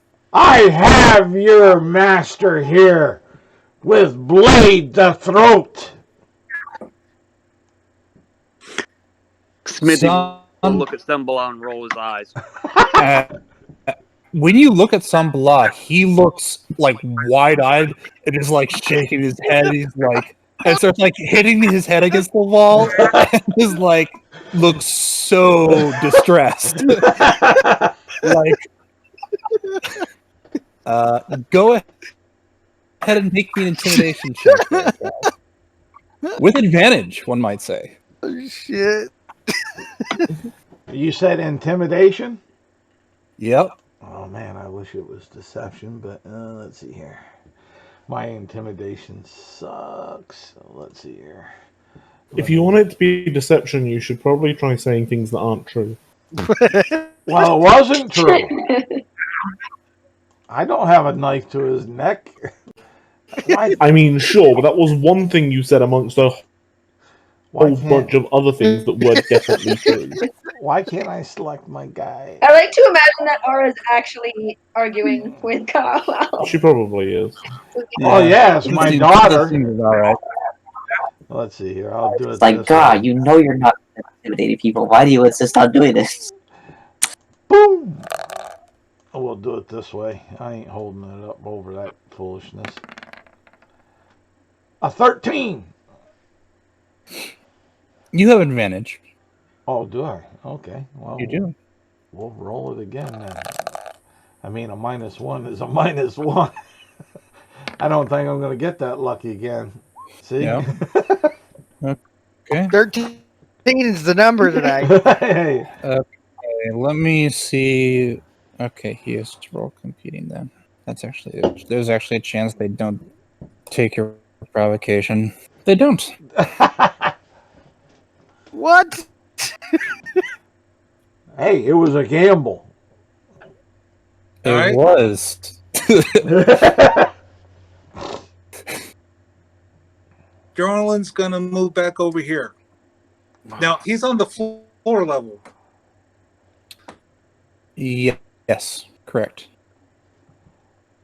He is gonna cast Mage Hand and see if he can push the trap door open. Okay. I think that might do something. Hold up. Yeah, I would think so. Yeah. What? Something, not the something. Anyway, that's this one here. One has to assume that at the very least the door opens. I can only, what is it, 5 pounds? 10 pounds. 10 pounds. 5 pounds. 10 pounds. Yeah, that's probably enough. Well, here's what I'll say. You move the mage. You move the mage hand up, and go to push on it, and there is a lock, like a. It's not like a turn lock, but it's like a board basically that you kind of rotate out of the way and then push up. And that is sufficient to work there for your purposes. You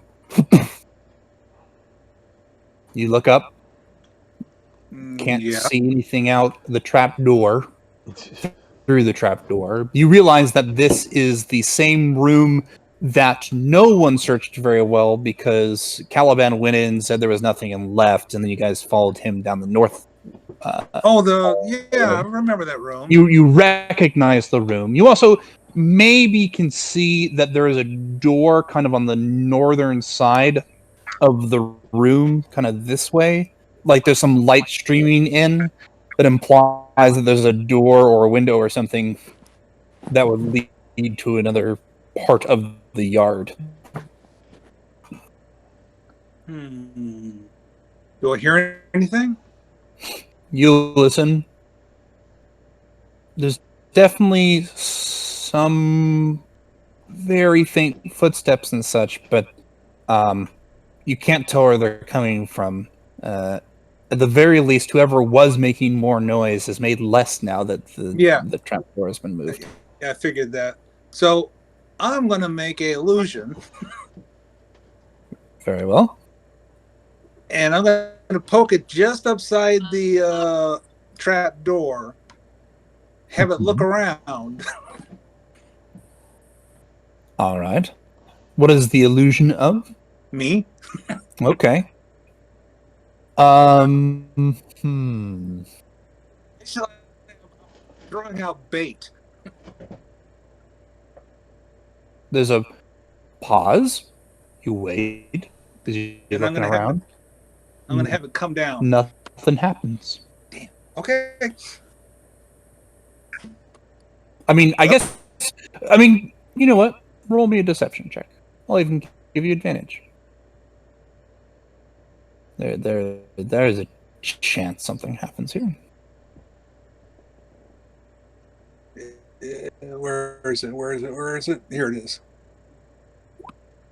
Mm-hmm. Yeah, nothing happens. Well, we're just going to have to go up and get them. Hold 1 second. You up there! I'll yell real loud from my position at the door. You up there! We have your commander prisoner!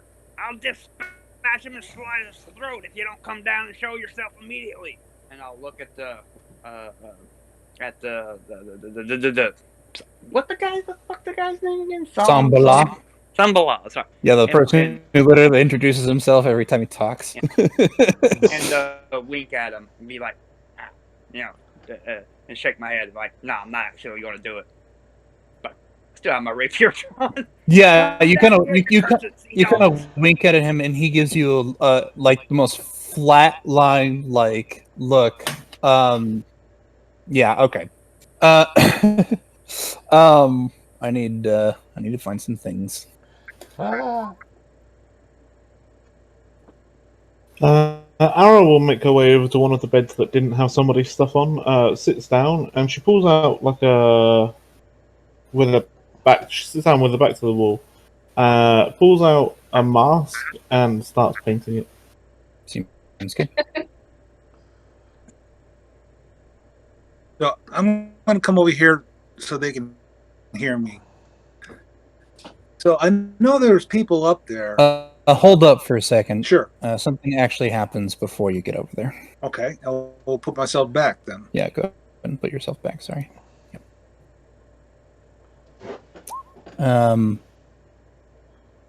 Okay. Good.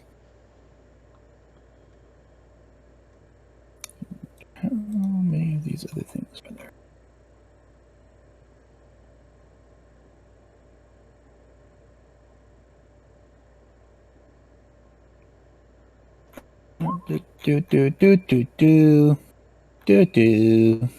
Do.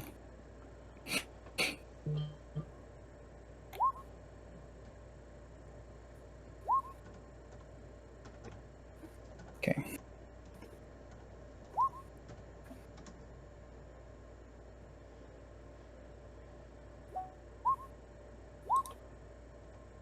Bye. So much talking. Oh, it's not. No, oh, you're fine. You're fine. You're fine. Okay.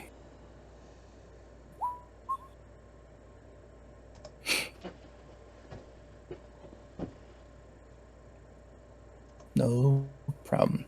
Okay. So let's see. We got this over here. We got this and that. Oh, that and that. And that. And that. Yep, pretty much. Don't forget the other. Yep. Times 10. Or 20. Or 40. Yeah. Oh, I mean, if times we're supposed to do that first, and then we can get the others. Also, if we're not playing anything by 40, I'm leaving. Like, I refuse to fight that many people. Well, we'll see. Really? Okay. I guess if there's 40 spiders, that might be fine, as long as they're regular-sized spiders. Squish. Exactly. So, they're coming down the stair, the first person to notice anything is it's going to be these actually is Caliban. Coming down these stairs from your direction are two individuals. They kind of turn the corner and start making their way down. They're going at like a casual jog, weapons drawn. Also, let me see your hands while I will fire on you. You say at the same time that in this trap door and coming down these stairs is another two individuals. They're basically there. And then from this side of the room comes 3 more individuals as the wall opens up. Oh, no shit. Naturally. So, you say that, Caliban, at the same time, all of you here. Let me see if I can find what it says. It's up here.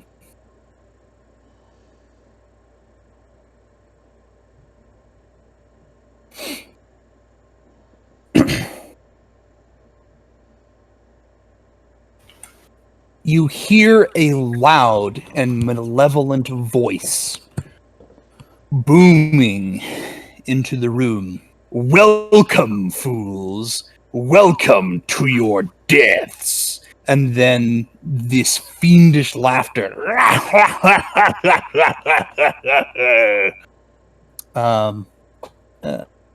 spreads into the room. And let's go with a wisdom saving throw from all of you. Actually, Caliban, Gaw, Smithy, and Rex, you're fine. Okay.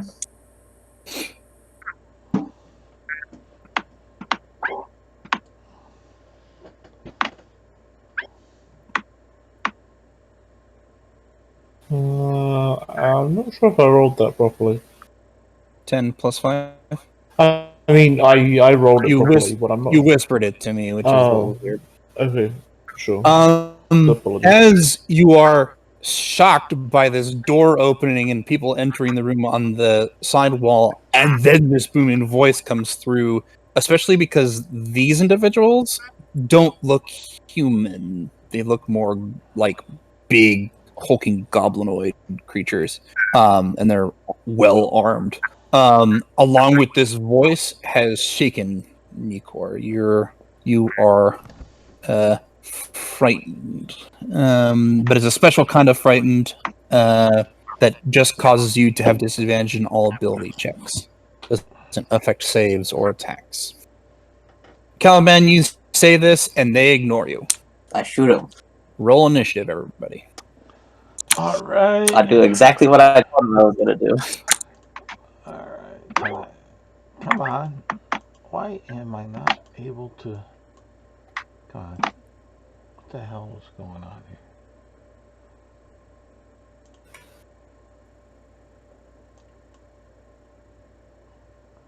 Man, why am I still on the... Oh well, whatever. Come on. That's there tough we luck, go. Arthur. No, come on. Let me stay here for the last 20 minutes and be ready to shoot somebody and then not shoot them.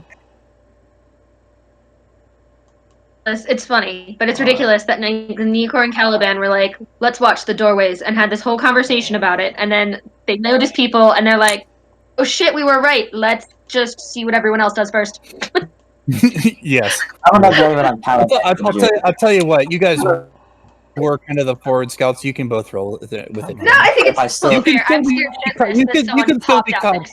I mean, you could still be caught flat-footed here, but you do get a roll with advantage because that was kind of your intent. Like if you roll badly a second time, I'm not saving you. But there I go. I definitely think I would be surprised. This shit, I did not see this coming. I'm blaming it on Caliban's injuries. He's been down 10 hit points forever after earlier being at 1 hit point. So he's kind of like, yes, I want to shoot somebody. And actually,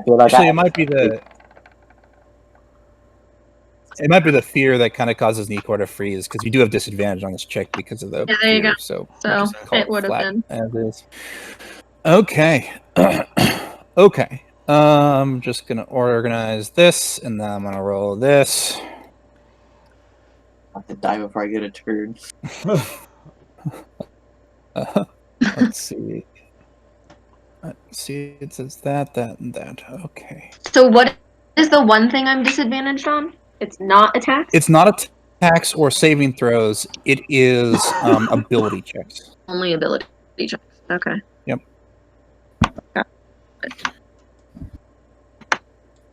That's rough on a rogue. It can be rough on a number of different classes, yes.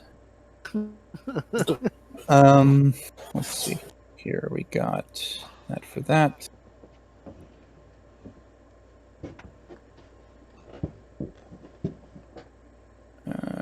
We got that for that. I'm actually not that surprised by that one. And that for that.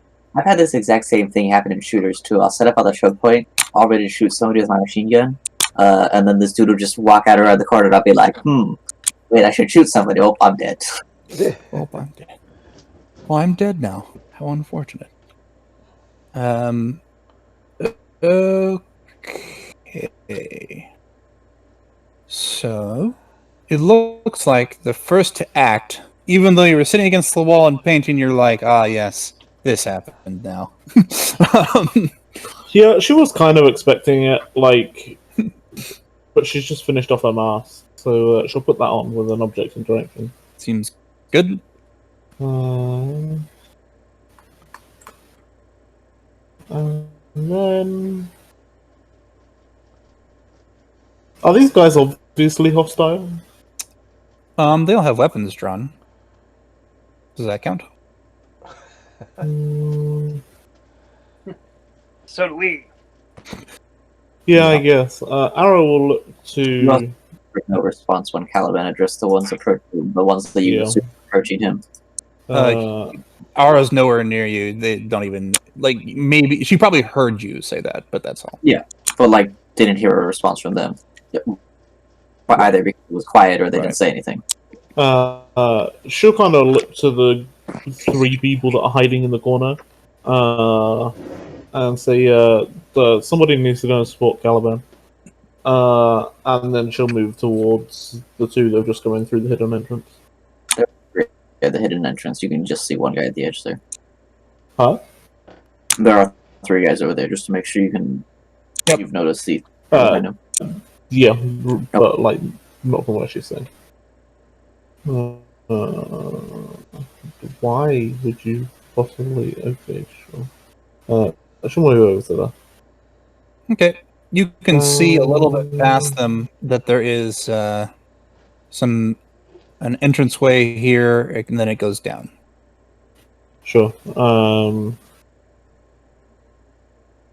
gonna take the dodge action.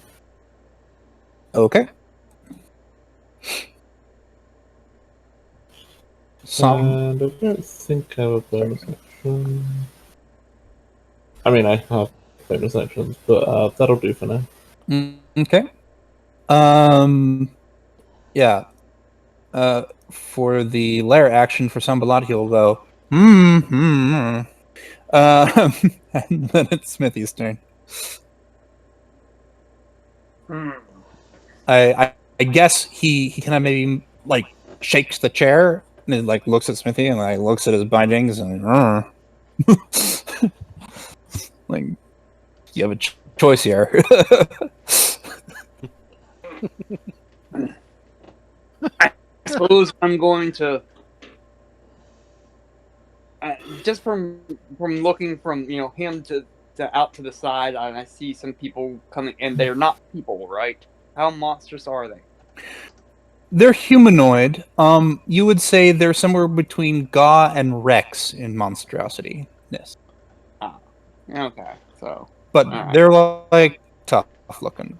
Ga's cute. What are you talking about? Yeah. Tells you anyways. So in other words, the cutest versus the most monstrous looking.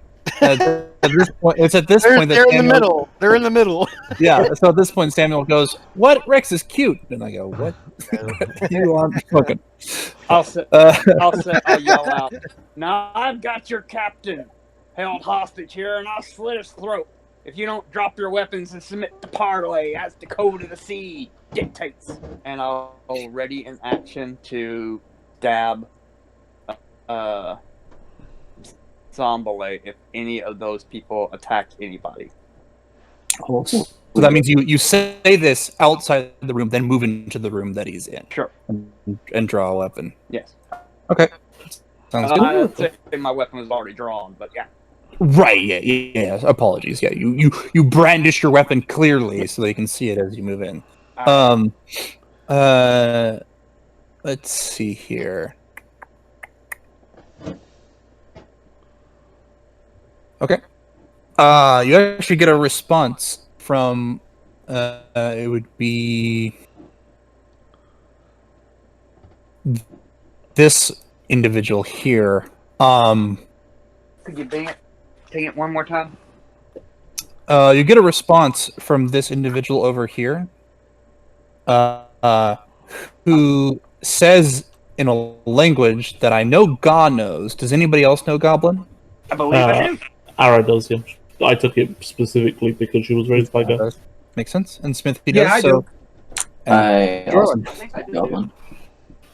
Great! It's a whole fucking Goblin party. Everybody knows Goblin. So this creature says in Goblin says fine, kill him.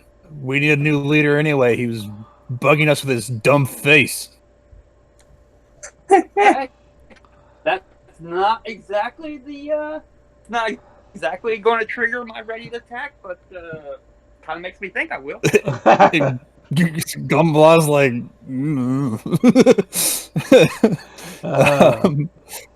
let's see. Does he have a legendary action I can do for more muffled shenanigans? Let's see here. Yes, he goes as a legendary action. Jorlin, it's your turn. I'm going to. Oh, I'm sorry. I'm going to move over here. Now I'm under the table. You are. And there's going to be a crashing sound as the stairway gives out in front of these men, and it goes crashing to the ground. Okay. Sounds good. Everybody's like heard what he said, and Rex is just like, "What?" Exactly. These yeah. not good. Nikor also has no idea what was said. Right. Yeah. Jorlin, under the table, quietly whispers these words, and then there's this as the stairs just drop. God, it's your turn. Ga will say, go ahead and use a free action to say, "Fine then," and he'll step back 5. Come on, there we go. 5 feet to the door. Okay. He'll take his crossbow, light crossbow, and he's gonna shoot into the room, making it look like he's shooting the leader. And what he's going to actually shoot at is the bed.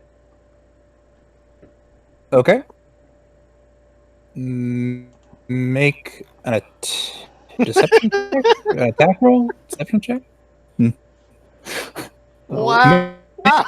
Make an attack roll using your charisma. What the hell are we doing? Attack roll with my charisma. Oh my god, that sucks. Do you speak Goblin, Charles? I am a goblin. Yeah. Oh, so you know what he said? Yeah. You gotta ask these things. He's calling their bluff, as it were. Okay. Perhaps. So let's see here. That's pretty if it's much a bluff, right? Yeah. Let's see here, and that would be instead of a +7, that's a +6. I tried to get you help, Caliban. Everybody seems intent on ignoring me, though. So, like, yep, it's true. This is why earlier I specifically asked you for help. That's 16. You have a +6 with your charisma as your ability score. Oh, no, I got a -1 charisma, but okay. Then that would be. Well, we'll use it. It's fine. No, it's whatever. It'd be a 9 now. I just took 1 off of what I have for my usual to hit. That's all for my range. Weapon. Oh, I see what you did. Okay. Because of my archery fighting style. Yeah, you kind of fire towards the bed. It hits deep into it, and you hear Sambla basically going, and anything else you'd like to do? You reload. I'll go ahead and I'll move back to where I was, right over here. Okay. And then I'll bonus action hide. Love it. Rex, it's your turn. Where is that? Go and roll a stealth. Yeah. So Rex is seeing the situation. Somebody's actively asked for me to help Caliban. Yep. Caliban has never wanted my help in previous endeavors. Except with the healing that you gave him. But I believe specifically he was informing the dude that he was going so like he's trying to start his own business. And it's like I don't need other people's help. I am perfectly fair enough, I suppose. Yeah, I mean, I guess it's true. Yeah, I think that's Caliban has been doing his own thing the entire time, so maybe he's just a badass and take everything on himself.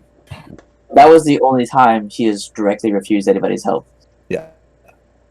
But also the only time he was anywhere near people. But yes. Rex is going to... he's gonna...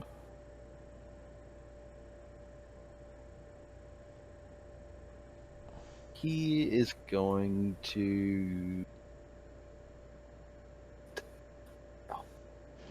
ready his action with his produce flame if somebody attacks one of his allies over here. Either one of these two attacks either one of them. Oh, okay. Then he's gonna throw this produce flame that he's been holding on to. You just kind of ignite it to be even larger, and you ready to throw it menacingly. Yep. So that is my action. My hands stays on fire, basically. Love Not it. burning me. Love it. Nikor, it is your turn. I am going to cast Bane on the 3 that busted through the door. Or the wall. The wall. Sure.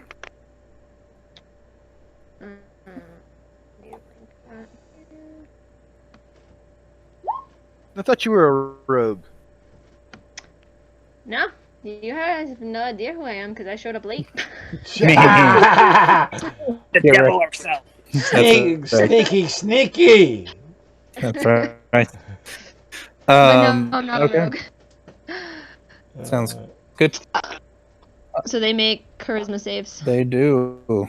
And they're almost as charismatic as their leader. No, not even close.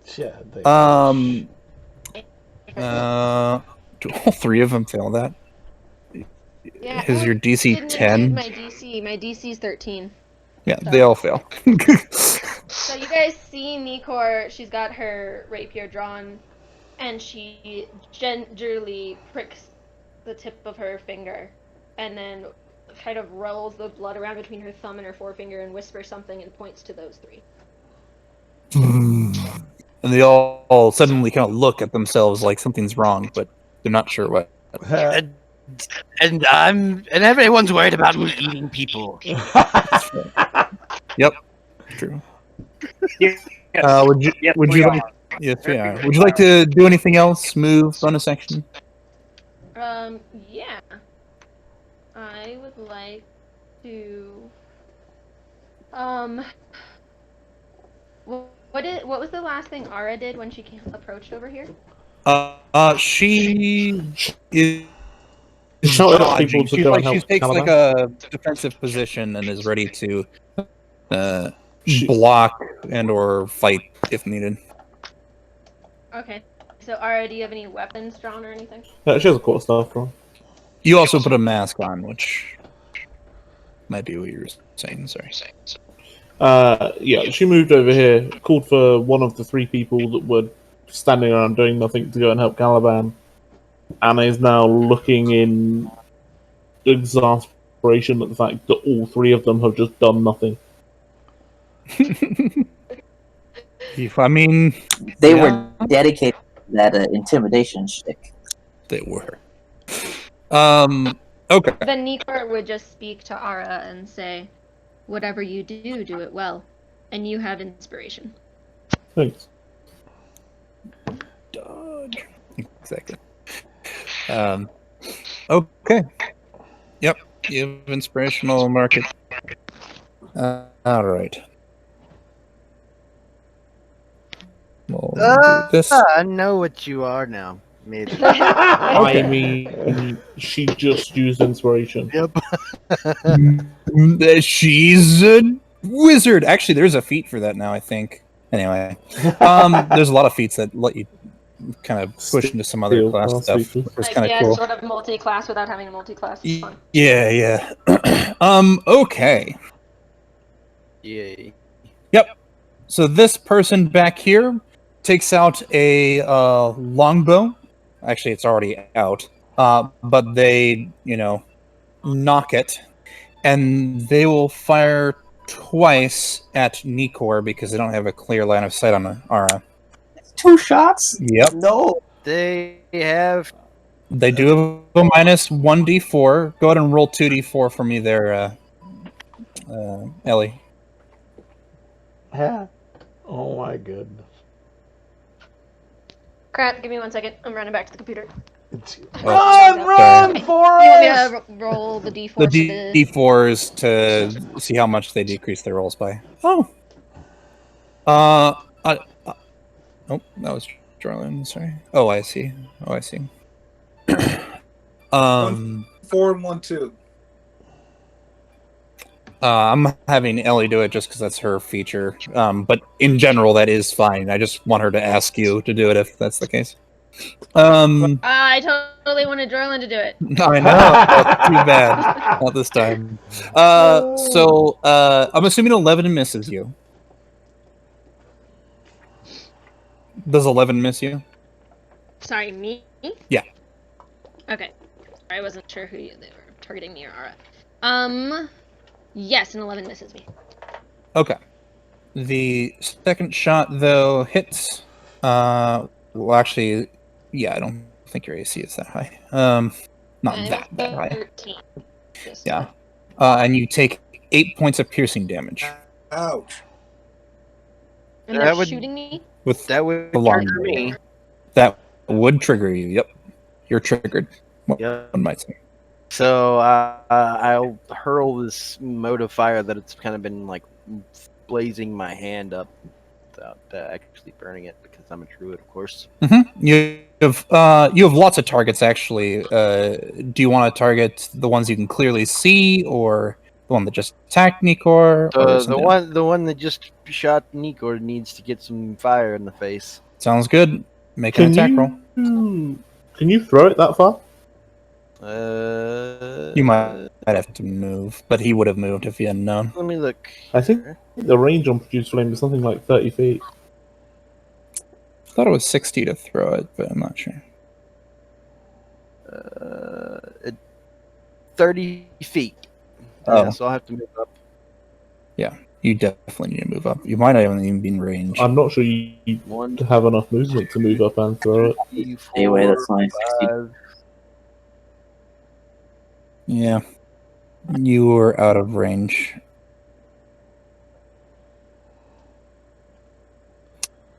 We'll say, go ahead and tell me what you want to do with your action instead, since you're out of range anyway.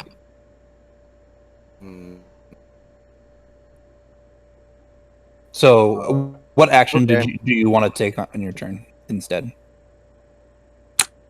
Dash closer, maybe?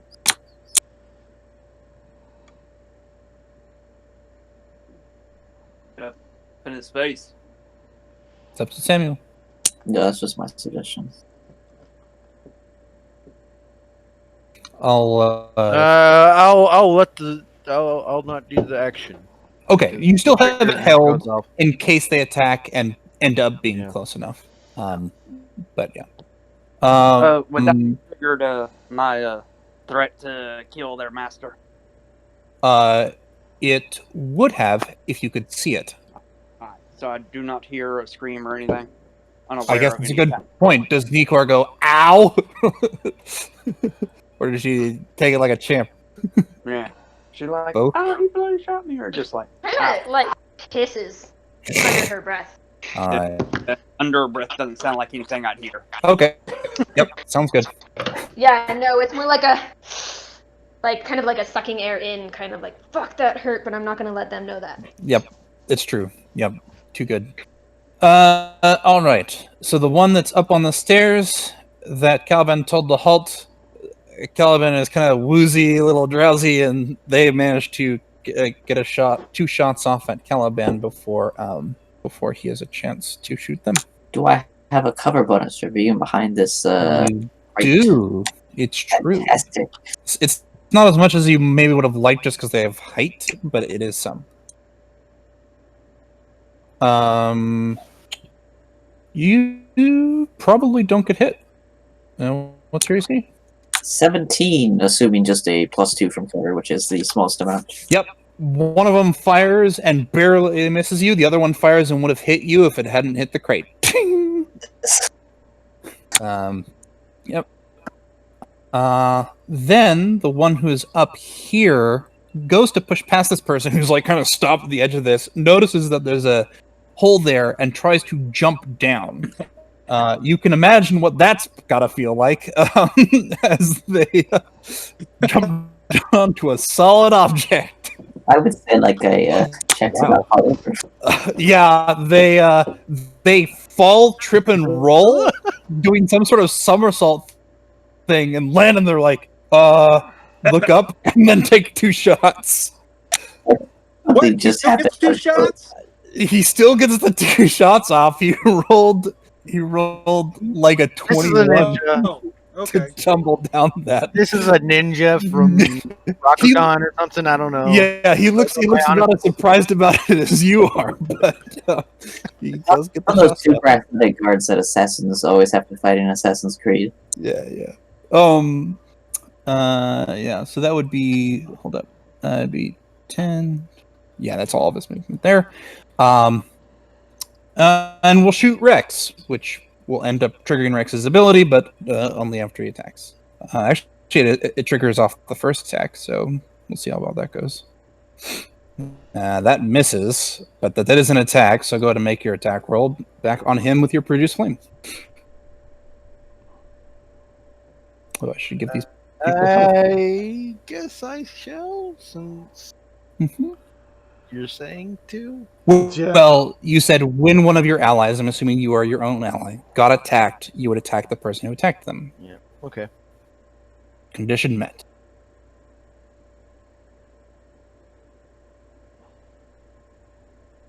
It's 11 to hit him. That misses. As he ducks out of the way. Oh shit! Cool. All right.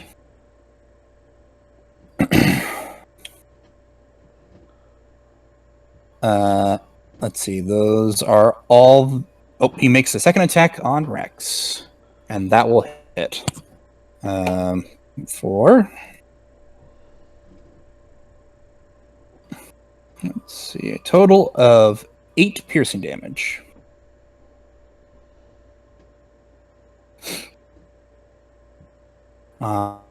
And then it's Sanbalah's turn.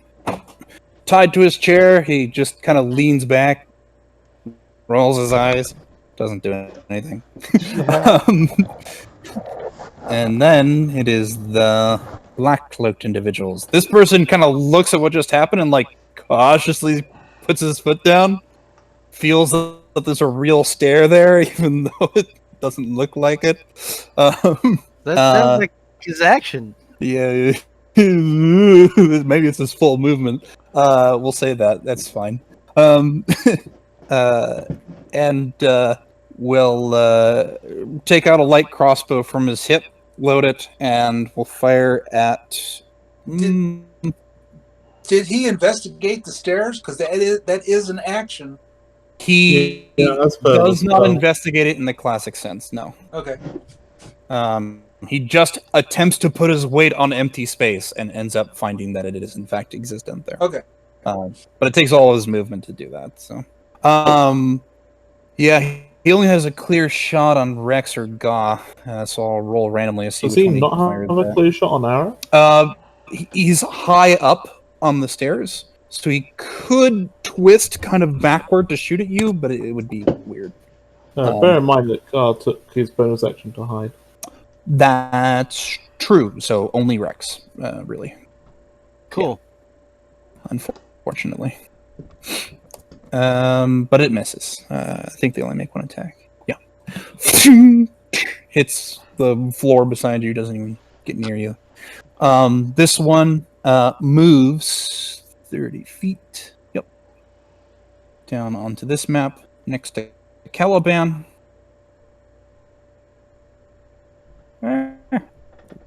Great. Useless. Well, I can't move that token anymore because reasons. Don't worry about it. Draws a scimitar and makes an attack again. I have a question. Sometimes you have stairs being difficult terrain for people. Was that the case for him?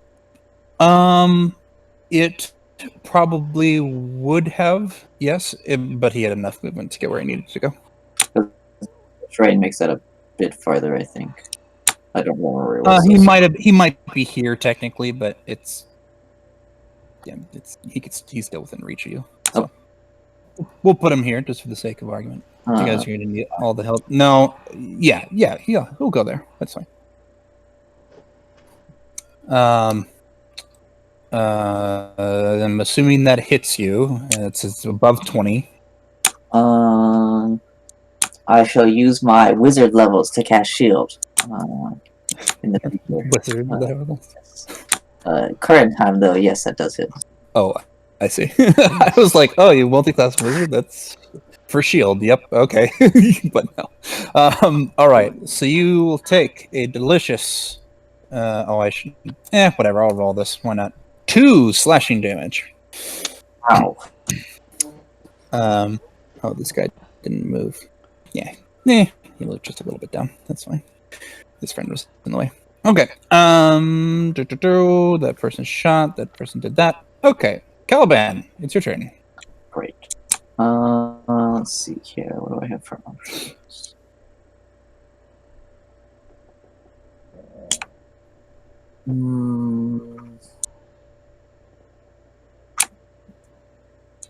Let's see. What does this do? Is this going to put it in the chat? No, don't put that in chat. I want to see what it does. Perfect. Alright, with my bonus action, I shall cast my first spell. Yes. Zephyr Strike. You move like the wind. Until the spell ends, your movement doesn't provoke opportunity attacks. Once before the spell ends, I can give myself advantage on one weapon attack roll on my turn. This attack deals an extra d8 force damage on a hit, whether you hit or miss. Your walking speed increases by 30 feet until the end of the turn. So the d8, so I read that slightly poorly. It does a d8 force damage on a hit, period. And then whether I hit or miss, my walking speed increases by 30 feet. Okay. So this will allow me. I'm not sure that's how that spell reads. The period was very small. It's true. We will go, let's see, that should be 15 feet, 5, 10, 15 here. So I am solidly not next to this guy. And then I should spend the use of Zephyr Strike so that I have advantage on this attack roll. Alright. This foe. Let me just mark off my slot here. And this section is force.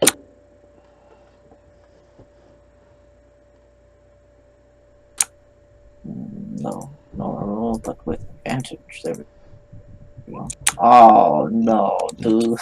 So no, what the hell? This is just not Caliban's day. But now I have 45 feet of movement to go somewhere useful, and this just doesn't look like a great situation. At this point, Rex will use his reaction, or not his reaction, he'll use a free action to say, "Regroup, get close to me." We have multiple enemies coming through this doorway. I suggest we back up as best we can and hope they don't have a fireball. I'll go stand over here next to the door so I'm in perfect ghost possession position. Perfect. That'll be the end of it. Yes. You're there. Sounds good. Love it. All right. The hobgoblins who they came to the door like with swag. They're like, meh. We're hobgoblins. Whatever. Fuck you. You know that thing. And made that comment. They have their long swords drawn, two-handed each, and each one will. Well, we'll just roll for that one. We'll see if it decides to go after that person or that person. They go after that person. Okay. Doop. And then they attack.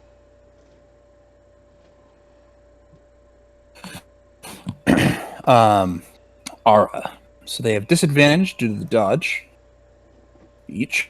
Oh, So we'll start with the first attack. they will die. They missed. Yes. Badly. They missed. All attacks are at disadvantage, right? Yep. Against Ara, yeah. They've also got minus a d4 if They they're also close to have a hitting minus a d4, but I strongly doubt that 11 hits you. So no, my AC is 17. Actually, there's a question here, though. Can I get a concentration check from Nikor? Because you did get hit by the arrow, and that's a save. So you're She fine there. cast the spell after that, didn't she? No, she did not. Okay. Yeah, you just need a con save. Yeah, Constitution saving throw for concentration. Yeah. Hold on. And if you need somebody to roll because you're busy or whatever, don't worry about it. But I like rolling. you maintain concentration. Okay, and that is back to the top of initiative with Ara. Great. I hit the one next to Nico with my quarterstaff, or attempt to anyway. Okay, sounds good. Make an attack roll. 24 to hit Hits. for 10 points of bludgeoning damage. Nice. I will then Doesn't drop it, but it looks pretty angry about it. Dick can mechanical roll at once. I don't care. All right. I'm then gonna go ahead and flurry of blows. Oh, okay. Hit it again. I'm assuming a 10 is gonna miss. However. That would miss. Yep. You Okay, have that's fine. inspiration. You do. Yes, is that a D6? D6. Yeah, I'm only level 2. That could be helpful. 13.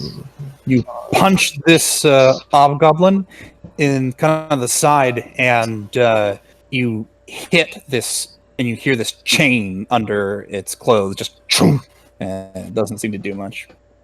Well, that's rude. I attempt to hit it again. All right.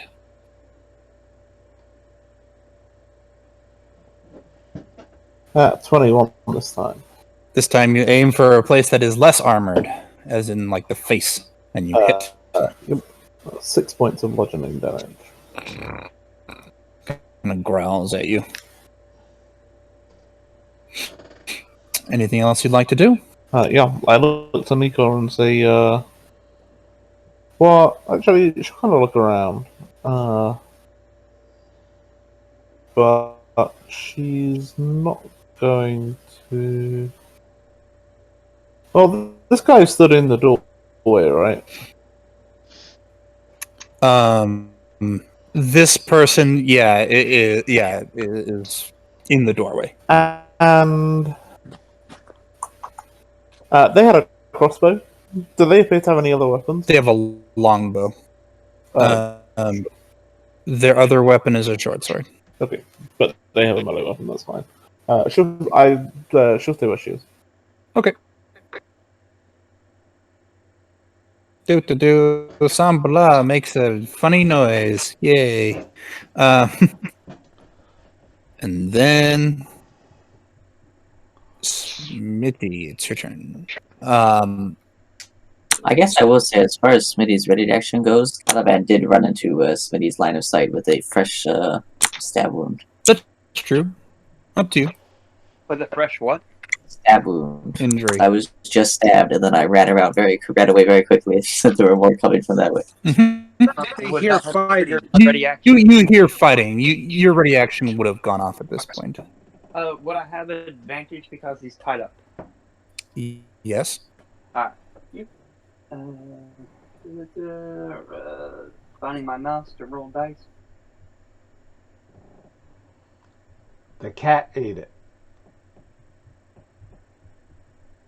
Probably. He's quite frisky. Alright. Okay. What the hell was that? But either way. Oh, not -5, +5. Oh, that makes much more sense. Okay. So you go to stab, and you notice something interesting. You kind of stab toward a center of mass, to prove your point, one might say. And you feel an impact and damn it, what? Well, but you also notice that where you stabbed kind of goes translucent, and you realize that he wasn't exactly tied to the chair the way you thought he was, in the sense that he is tied to the chair, but he kind of is like moved down a bit to like avoid possibly an arrow shot, even though there's this kind of translucent version of himself that is up. You also notice that one of his hands are free, and he has a knife in his left hand. Oh, that tricky bastard. Looks like he's cut the ropes on his left hand. Would I deal damage? You do hit him, though, yeah. And would I get my sneak attack? No, because you thought you were stabbing him in a weak point, but because of the illusion, you only hit him in a different regular location. Okay. Still 9 points. It's not bad. It's not bad at all. And pruning blade, so he's covered in sparks like a St. Elmo's fire. And then it's actually my turn, right? Then it is your turn. Yes. All right. I suppose I'll attack him again. All right. Go for it. And What's for? And you have advantage this time as well. Ah. Well, I say as well. You have advantage this time. Okay. This time for reals. For reals. That'll be a 16 then. That hits. And for 11 points of piercing damage, and is I don't know. It's always have to ask. Would there be sneak this time? Yes. Sure. Nice. 6 points, a total of 17 points of piercing damage, and then I will bonus action and back away from him and be like, "Are you a tricky, sneaky devil? I have to give props to you getting a knife past me." All right.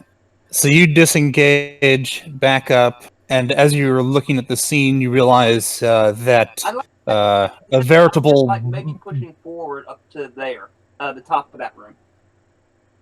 Oh, sorry, by back off you meant this way. Okay. Yeah, there. Exactly. Never mind. Yeah. Very fair. And he comes with blue sparkly slick, St. Elmo's fire. Seems good. All right. At the...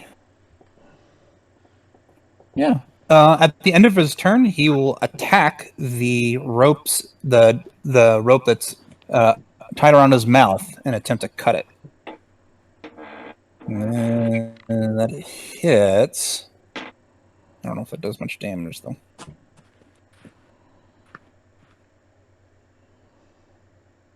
Oh, yeah. All right. Snaps it off his mouth. Jorlin, it's your turn. As a bonus action, I'm going to cast Flaming Sphere. All right. I even have a token, but it's in a different room. Give me a second. I'll grab it. I'm back. Welcome back. Or it's gonna get burned. Oh, cool. I like that. Where would you like to place it? Here. I believe you can move it, by the way. I can. Cool. So right in between these three guys here. Love it.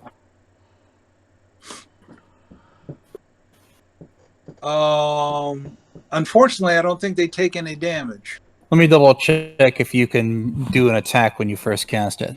I was reading. It says I can move.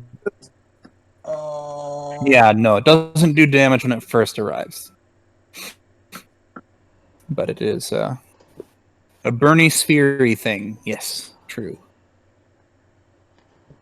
Give me another fire token, would you? Another what token? Fire token. Okay. Make it just a little bit bigger. Sure. And put it here so a big crackling fire appears in the doorway. Love it. You hear the guy go, "What the shit?" You can hear the crackling. And oh no. Yeah. Sounds good. I'm done. Well, yeah, that's a cantrip. You're good. Gah, it is your turn. Gah hears the battle in the room, but he's also pulling between himself because his daughter is out in some precarious situations. But would Gah, if he looked around the bed or over the bed, would he have a line of sight over onto this guy? This guy? Yeah. Yes. Okay. You would. All right. Oh, but he hears the battle in there, and he heard Smitty say some things. I think what he's going to do is he's going to take and come on. He'll move. He'll step back 5 feet. He will shoot at his crossbow at Sambat because he has a knife and escaped. As far as that, so let's see here. Like crossbow. And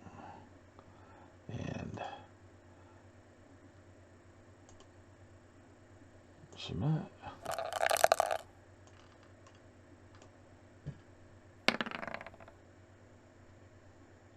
That misses. You take aim, you fire, and you realize that where you were firing toward his head was actually an illusion. It goes right through, and you're like, "What?" And just hits the top back of the chair as you realize he was hiding.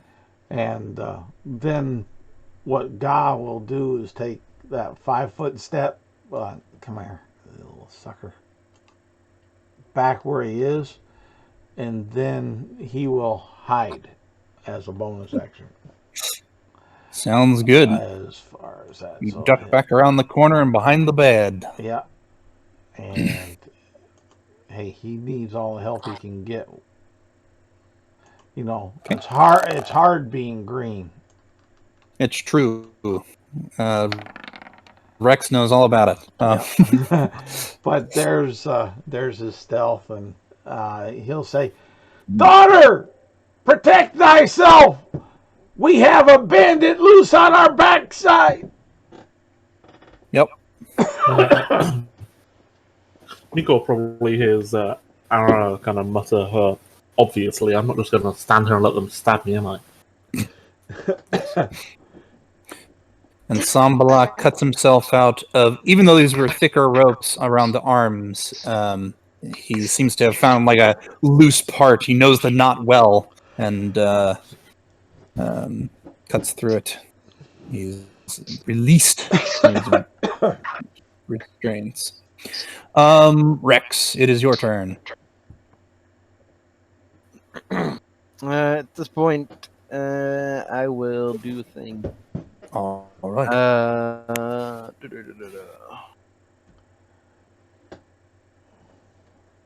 I'm going to.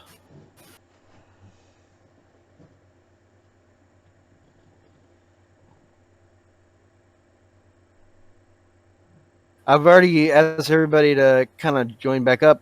People didn't want to listen. That was on them. Some people haven't acted, but sure.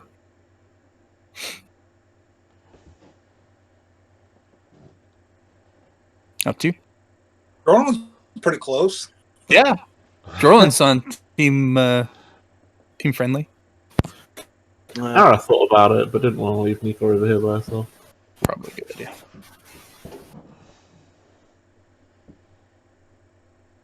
At this point,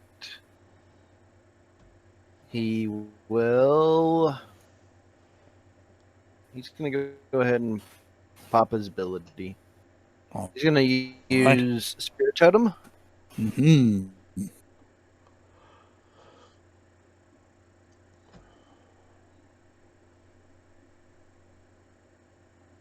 This is my bonus action. I'm summoning the Unicorn Spirit, but it's reflavored as a Stegosaurus baby Stegosaurus, basically spirit.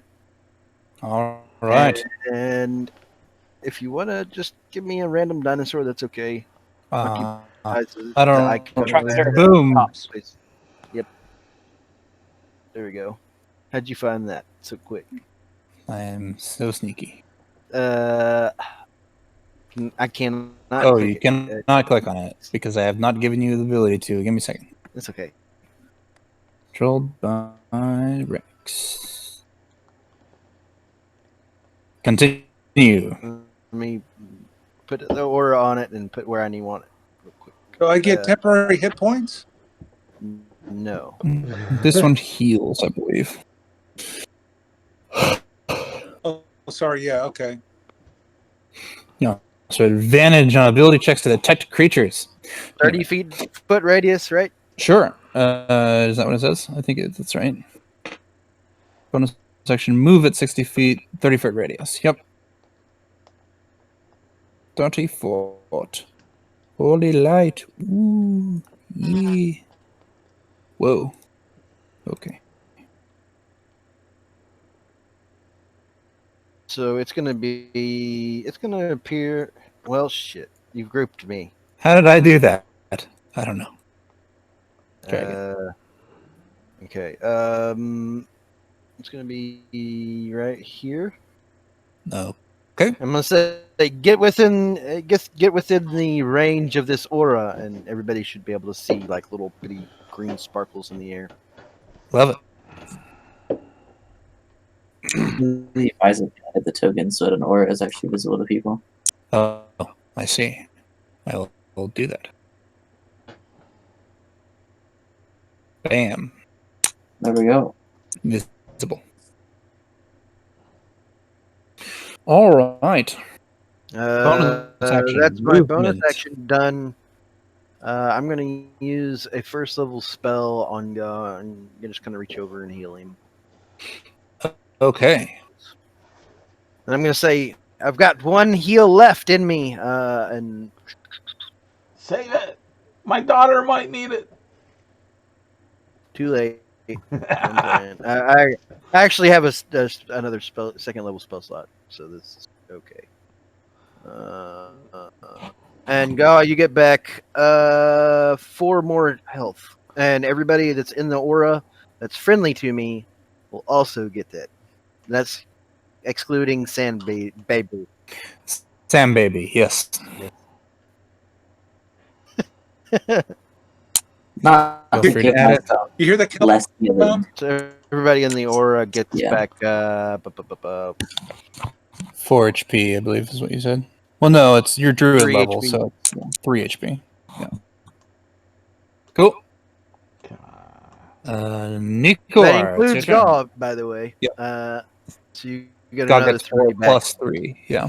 4 plus 3? Yep. Yep. Oh, okay. Yep. So, Does that aura go through walls? It does. I was checking that, but it does. yeah. Yes. All right. God's feeling pretty spry now.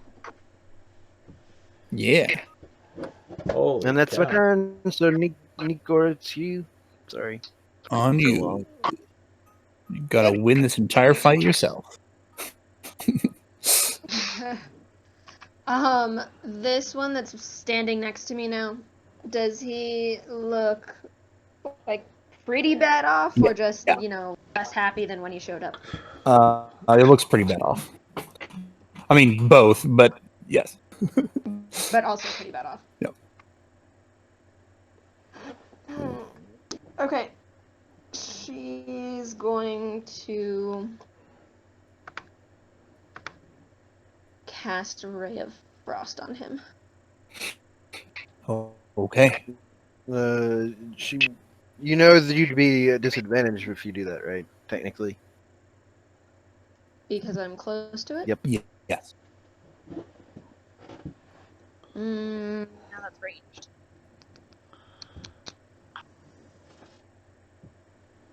It sucks. Don't It's like it. I think everything I have is ranged. If it's a saving throw, not an attack, then it won't do it. Yeah. Also, You you also can have breaker. disengage.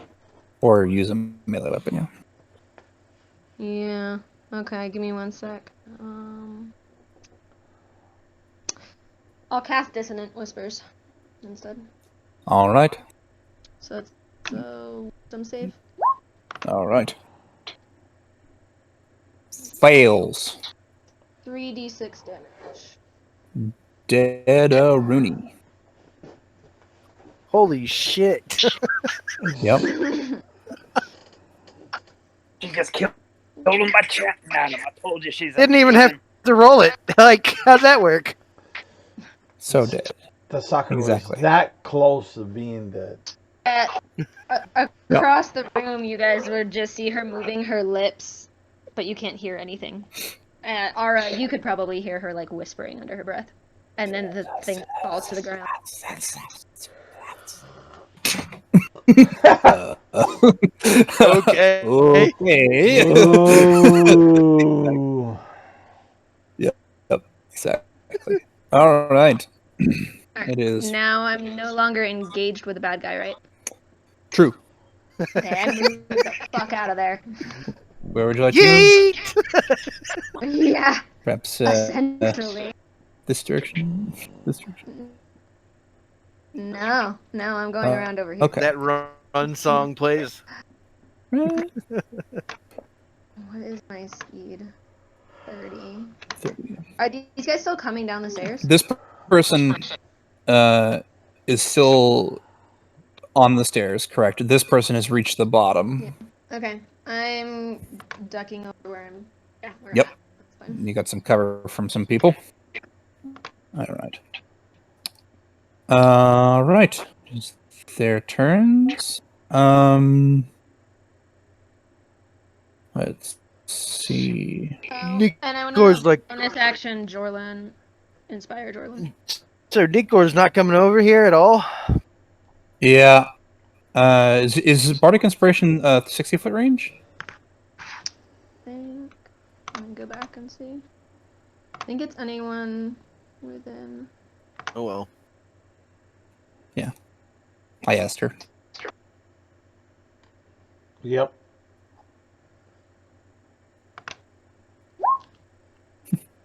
Yeah, 60 feet. Okay. Yep. You feel inspired. What do you say, if anything? Yeah, I have to. So I would call to Jorlin, and I would just say, let's take these motherfuckers out. Right. All right. And Yeah. then she runs behind the circus. Exactly, yep. All right. So, this foe, feeling the heat from this thing, actually backs up a little bit. And then it'll take 2 shots at Nikor, since that is the only person you can see by backing up to a bit. Wow. Yeah, okay. I feel like Nikor, something fun needs to happen, like yeah, fire or some shit. actually, let me do this real He quick. actually breaks the staircase. Let Nikor do it.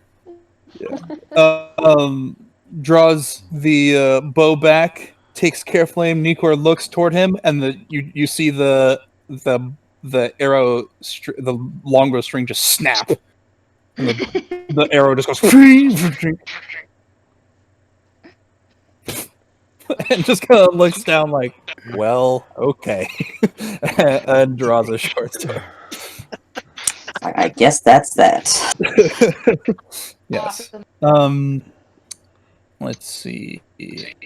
This person will move here. I think that's 30 feet. Doesn't want to get within the weird green sparkly stuff, but yeah, that's fine. And we'll Sparkly. Oh, do that. Whee. Sorry, I wasn't trying to do that. You're good. Let's see. You've got 1, 2, 3 targets. 4 technically. 5 technically. Yeah, that's a bad shot. 4. 1, 2, 3, 4. And aims for Jorlin. Jorlin is under the table. I don't know if that makes a difference.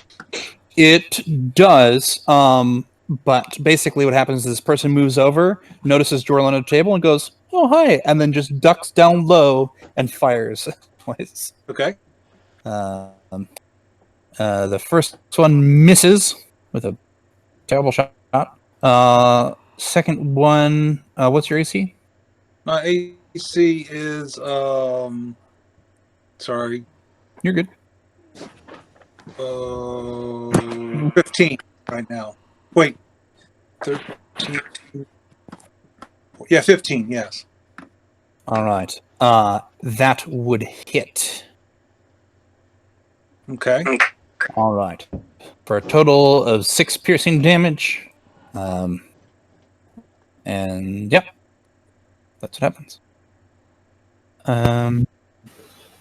Is Jorlin prone under the table? No. Jorlin's short enough that he can just duck. Oh, he's a gnome, right? Yep. God bless the short people. Yeah. I keep my flaming sphere up. You do. It is true. All right. This one heads down the stairs. It's about there. Sees it. And then says, it's like, the person kind of comes down and says, "Holy shit, that's super hot." And I go, "Wait, it's not hot." And then they will go up to investigate it.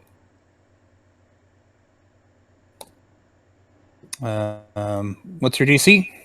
I think that's probably enough. I'm not that high of a level yet. All right. And he just goes, "This is fake," as he calls out. But that is his turn. Well, I did my job. You did. Yep. It is Sonbalah's turn. He will move over to where you left his rapier, dagger, and rod, and take the dagger and the rod. He'll move? That's a D8. D8. Oh, from Booming Blade, right? Yep. Go for it. that little bastard. I'm hardly ever going to use that. Yep. I'll You'd be take it.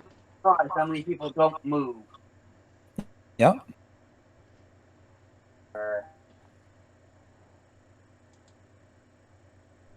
Nice. 5 points of thunder damage. That's the St. Elmo's fire. Yep. Love it. That'll teach you to not stay where you're supposed to.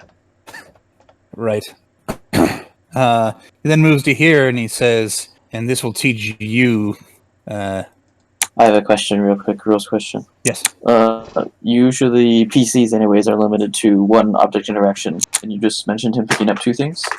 Yep. Picks up 2 things. Okay. He is then going to turn back to you and say, I'll teach you this. And he is going to... Surrender. Yes. He's going to surrender. No. That is not what he's going to do. What kind of armor are you wearing? Leather. Okay. Yep. Then he will... Actually, he doesn't even need to pick up the dagger, so he won't. He'll take the rod, point his hand out, and say, and you will burn. And then, let's see. Maybe someday. Well, I'm going to assume an 8 misses you. How about a 19? Yeah, a 19 will hit. All right. And then the crit 20 hits. So that is 21 fire damage. Well, it looks like I'll be burning a lot sooner than I thought I would. You're like, I've changed my mind. I'll burn today. You were right. Right. Okay. Y'all should have let me eat him. Maybe. Yeah, Maybe. Right. Okay. And as then these people's turn. This person will book it through the fire, kind of run through just in case it actually is hot. And will engage with the lizard folk individual, and will make 1 attack. Our friendly neighborhood and dragon. 20 is 1. It's going to be a short fight if you keep rolling crit 20s. Yeah, I mean, that would be good because we are getting close to closing time, but I was hoping in a different way, that's for sure. So that is a total of 7 points of slashing damage on Rex. Spirit, I do not think is concentration, so you're good for that. You just take the damage. How much? 7. 10, 20. Can't reach anybody. We might super... die here, guys. Good luck. Yeah. We'll be fine. Everything's TPK gonna mode. okay. Okay. This is where the campaign ends tonight. Yeah, sure. Whatever you want, man. Yeah. Yeah, this person will go here. He can't move any further. He doesn't really have great shots on anybody except Rex, who's like got a lot of people around him. So he will take a shot at Ara with the crossbow and misses. What was that guy shooting with? Crossbow. Light The crossbow. crossbow? Yep. Okay. Caliban, it is your turn. Alright, so usually if you are adjacent to a hostile creature, you have disadvantage on ranged attacks. Sanrolat is on the other side of a wall from me. Do I still have disadvantage on ranged attacks? He can't provoke you with his weapons, so you do not have disadvantage. At the current moment. let's see. From what I can see, I have sight line to this guy and this guy. Can I see this guy over here? You can see him, yeah. Of the three of those people, which one has injuries? None. Oh, that's inconvenient. We shall just target this guy then. Okay. I think. Let me double check to see if there's a range on Planet Warrior. There is one. All right. How far away was I from him? I need to get 20 feet closer. So if I go, why is it drawing from that? Do I have a center corner? Is that what it is? No, it's not the center. Weird. Oh, it's because the grid is not. Yeah, I'm just gonna move manually. Nope. I want to go down. Is that down? I think That that's was down. down. Right. 1, Yep. 2, 3, 4.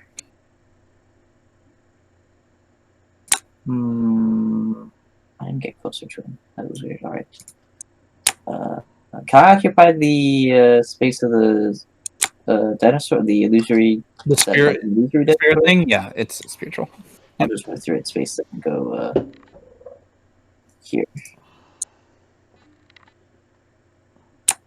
Is that all right? So now that's all right. Sure, it's fine. Oh, sorry. Let's go. This is, yeah. Hold up. There we go. I shall then fire upon this individual after marking him with my. I shall choose a creature I can see with minor warrior, so I get force damage on him, assuming I hit him anyways. Sounds good. Oh, there we go. We got a 23 to hit. Yeah, that hits. Make sure this is toggled. It is. All right. Damage of there we go. 16 points of damage. All of it forced, even though some of that says piercing. Yes. Nice. Still standing, but definitely hurt from that attack. I shall then proceed back a little bit, run a little bit behind Gau's cover that he has arranged for us. All right. Sounds good. As you are doing these things, Caliban notices that Smithy has been downed. Oh yeah. Oh. Yep. Smithy is down. Sanbalat is missing. Is in the corner of the room. Yep. Weapons gone. Yep. All true. Just out of curiosity, am I within 30 feet of that healing aura thing? You are within 30 feet of it. Yes. Okay. Good to be you. Good to be you. If you're going to fall down dead, you might as well fall down dead next to healing aura. Yeah, it seems like the safest place, really. Not sure where Samuel is, but we'll assume he keeps healing people. Okay. That brings us to Hobgoblin, who has to kind of climb up over this bed, so he uses pretty much all of his movement to get over here. But will otherwise attack Ara. Yes. Yep. And probably misses. Yep, that misses. Yeah. She bats it aside with a quarterstaff. All right. And it is Ara's turn. Yes, I hit him. All right.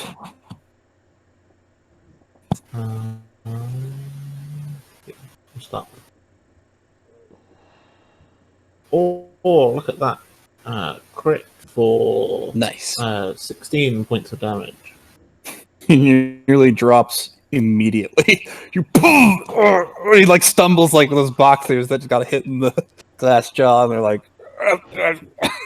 trying really hard not to fall. I guess I'll hit him with a bonus action. Like I was gonna do something else on a bonus action, but you know, sure. I'll take a bonus action to make an unarmed strike. Sounds good. Oh, another crit. Well, boom, out. Yeah, apparently Aaron dislikes being swung at. I would say that's fair. Looks around. That guy seems like he's trapped in there. Nikor can have this guy. I'll move up as far as there, I guess. Okay. Sounds good. Welcome back, Samuel. On initiative 20, Sambalot takes the vial that Smithy saw. I guess Caliban sees him do this, but Smithy does not. Pops it and drinks it. And you seal his injuries heal. We have got to start taking when we. It's fine. I rage quit. I'm done. No! Smithy, Smithy, roll a death saving throw. I was just curious when that healing aura took effect. And Is that D20? Yes, that is a D20, yep.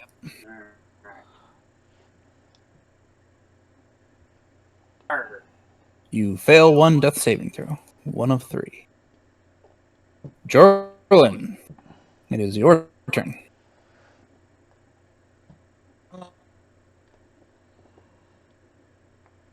I'm going to move the fire. I'm going to actually bump this guy. All right. And actually, I'm going to put it between me and him. So move it to the front and bump him. Yeah. Let me double check this. When you move direct over barriers, jump across space. Yeah. Okay. So you're basically hopping it repeatedly, perhaps just running it across the beds. It's got a 30-foot movement, so it goes from here 5. Is it only 30? 25, 30. Yeah. Shit. Then let me scratch that. Let me move it here and bump this guy. All right. Sounds good. He has to make a dex save, if I remember correctly. Let me roll it real quick. Oh, fuck. The DC 13. All right. Fails. Takes the full 3 damage. 3. On this guy over here, that pinged me. I'm going to cast Toll the Dead. All right. Wasn't save. Succeeds the save. Okay. Oh. Wait. Nope. He has Bane. Roll D4, Ellie. You know, 4. He'll maybe fail. No. What is this modifier? What? No. Okay. He still succeeds. Very close, but still succeeds. And then I am going to move. Oops. 5, 10, 15, 20. I'm going to move here, and I'm going to lay down. All right. Sounds good. You're prone. All right. Still concentrating on stuff. Ga, it is your turn. Now, Ga has sight of Sandoval, Ballet, from where On he's at. Sambala, you actually don't, but you can definitely hear him and stuff. So, like, you could easily get it, basically. Well, I'm going to try to wherever Well, actually, hold up. Let me. I mean, I can do some corner stuff. You drop from the bottom of his portrait, he can definitely see Sambala to the doorway. Yeah, but you're supposed to draw from corner to corner, so it's actually this one that allows him to see Sambala. Yeah, that's what. So Sambalon has 3/4 cover, is what he has. Yeah, but he can still see him. You can see him. Yeah. But he, like, for the personal range attack, he would have cover, but like he can definitely see him. You can definitely see him. Yeah, and what Guy's gonna do? Oh, I gotta highlight this sucker. Come on. There we go. And he will go ahead with his light crossbow, and he will try to hit him. Sambala? Okay. Yep.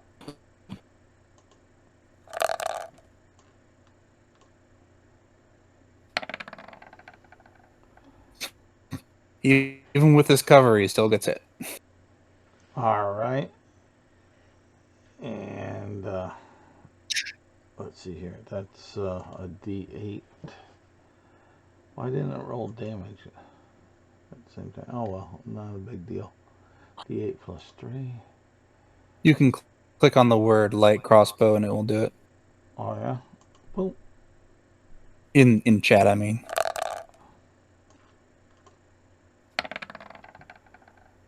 There we go. 5 points of piercing damage. 6. I'll expend my small fury. All right. I believe I can do that with small fury. Let me double check that. It does. It adds your level in damage, I believe, though. Yeah, I'm pretty sure Fury of the Small adds your level in damage. So that's actually an extra 3, not an extra 1. Double check it. Yeah. Let's see. But yeah, but I'll put it on 3 for now, and I'll heal him if I was wrong. Yeah. Would you like to move or do anything with your bonus action? Oh heck yeah. Okay. Then I'll move. Come here.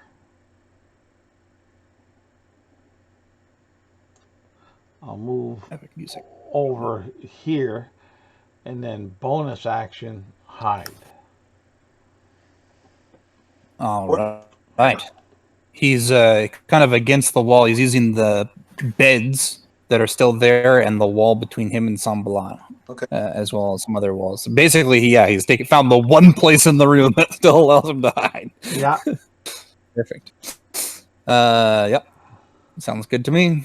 Feel free to roll it. Yeah. I'm actually, trying to. It's more like I'll have you roll it when somebody actually starts like looking for you. Oh, all right.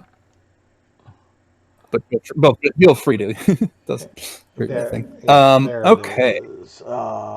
Right, and let me check that small fury, and I'll get back to you. All right.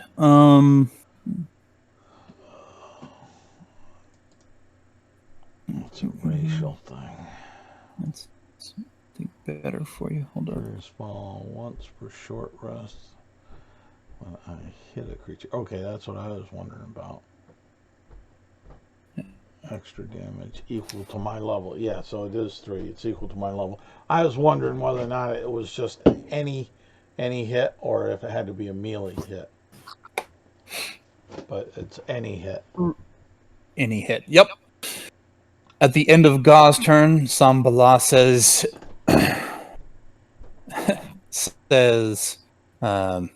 so, are any of you pirates? You can parlay if you'd like. I'll tie you up to a chair and bite you too.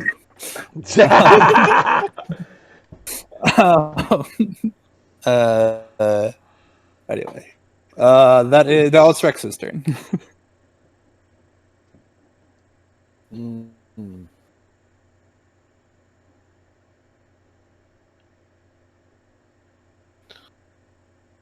Okay. There's one guy right on top of me, right? That's correct.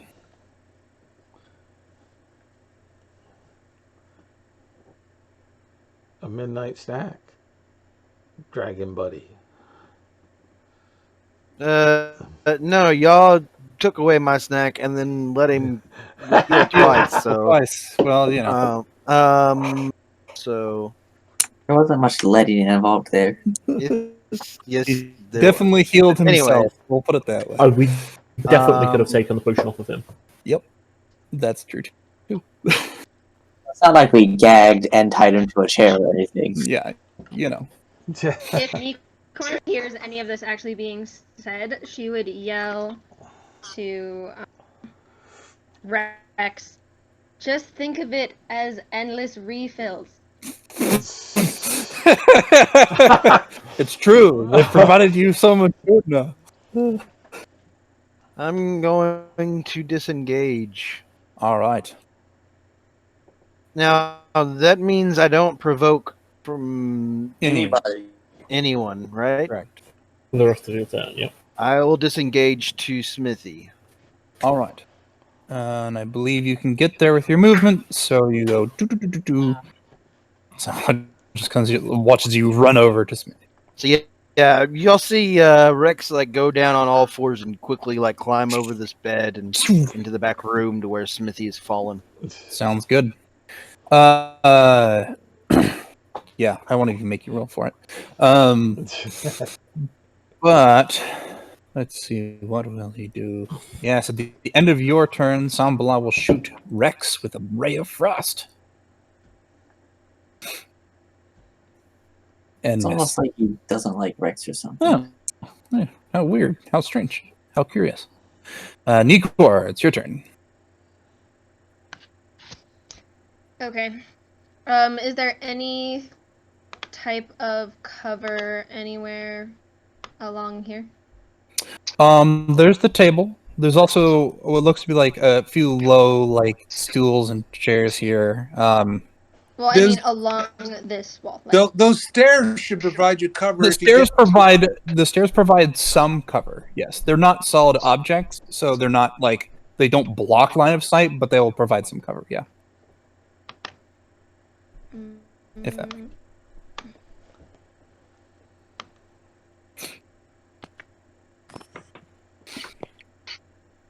Okay. Yeah, y'all probably saw Rex move to like an animal for the first time since y'all met him. Yep. Just then. I told you he's 30 a feet. he's a dragon. It's a dragon. It's true. A dinosaur, maybe. They're all dragons. They're all dragons. But what about dragon? Anyway, that's your movement. What would you like to do with your bonus action and/or action? Oh, Dissonant Whisper. I'm casting Dissonant Whispers on. All right, he will fail his wisdom save. Now you're the only one that hears me whispering under my breath. Very fair. So. God, that was awful damage. Okay, so that's the attack roll. Okay. Yep. Fails the save. Takes 11 psychic damage and must immediately use its reaction to move away from you as far as the speed allows. So that provokes from Aura. Yeah, it does. I hit him with an unarmed strike. Is it force movement if they're forced to do No. There's a save based on this. 20. They have to use their reaction, so it counts as. Can't get there, so I'll just move here. I wouldn't move him over Oh, there. He's going to be dead. Here's 25. I mean, you say that. Does a 13 hit? Yes. So hold on. If a 13 hit, It's like 7. 7 damage. I'm gonna go. I really want him dead. I'm gonna go ahead and expend a key point to deal an extra 1d8 plus 3 points of damage. Sounds good. He's dead. I mean, I wasn't sure whether it would be enough, so. Well, now he is. Great. For sure. Now he's for sure dead. He starts running off. Arrow sweeps his legs out, and anybody that can see Arrow will note that where she touches him, the skin starts to decay. Rot starts to spread up his leg. What the hell? The extra d8 plus 3 is necrotic damage. Yep. Is that a special monk thing? Yeah, maybe. You have to ask her. In fact, you don't even see it. You don't even leave the room. I know, but still. Yeah, I'm assuming Nikor would notice that, and she would look to watch this happen, and just call to Ara. Thank you, friend. Anything I can do to help you next time. Is that a inspiration? Yeah, that's I think my last one. That sounds about right. Ara's looking at this guy in a predatory way. Fair. Okay. So this guy is in a bad spot. He doesn't like his positioning. So he will move. Well, actually, He managed to place himself pretty poorly in the center of the room there. yeah.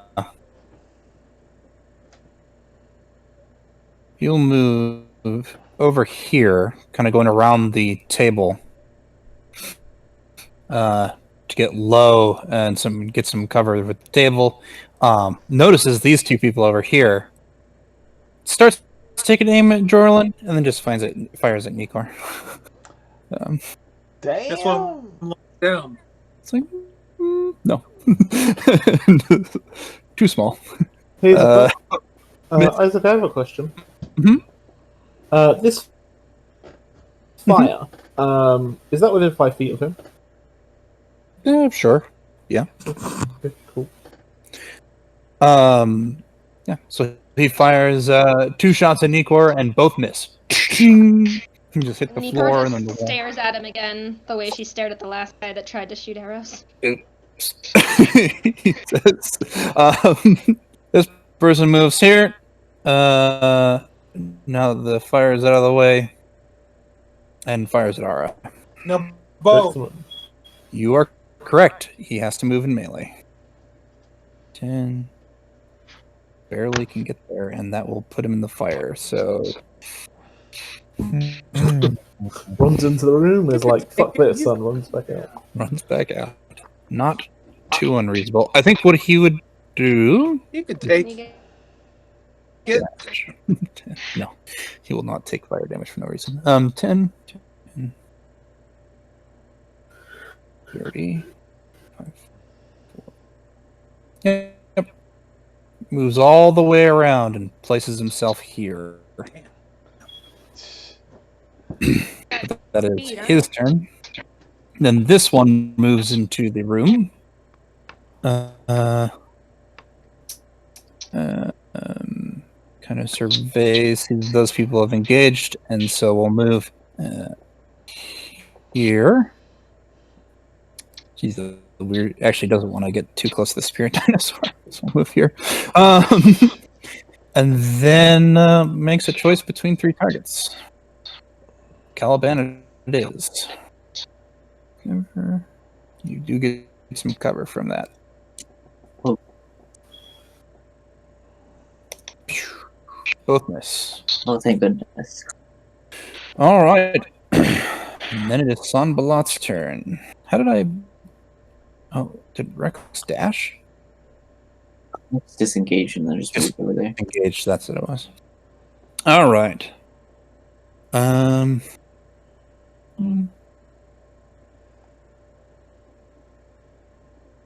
Yep.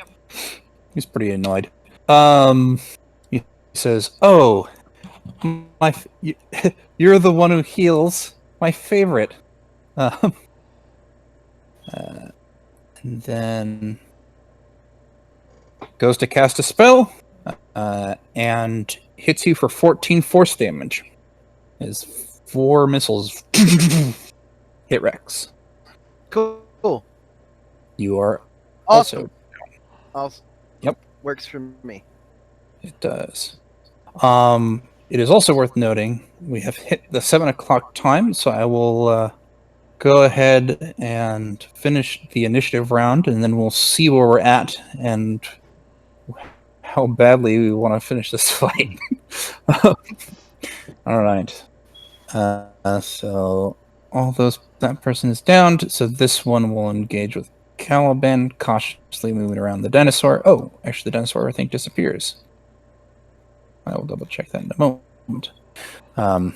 But either way, does not like the dinosaur, and will attack Caliban.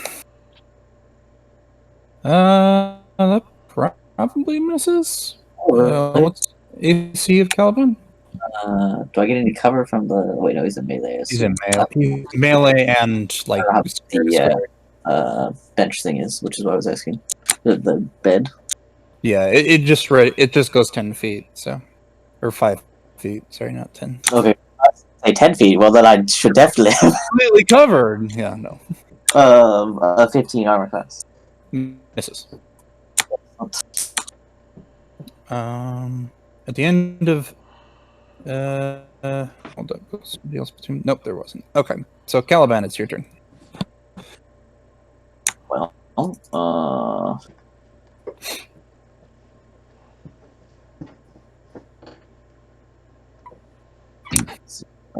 my additional spells, I don't think I do. Man, this is a crazy fight. So yeah, that'll be because we decided to engage everything at the same time. Yep. and didn't utilize choke points well. We're doing all right so far. It's close, and I like that it's close, but Kind of dropped somebody on my turn, otherwise we're gonna have problems. if you can.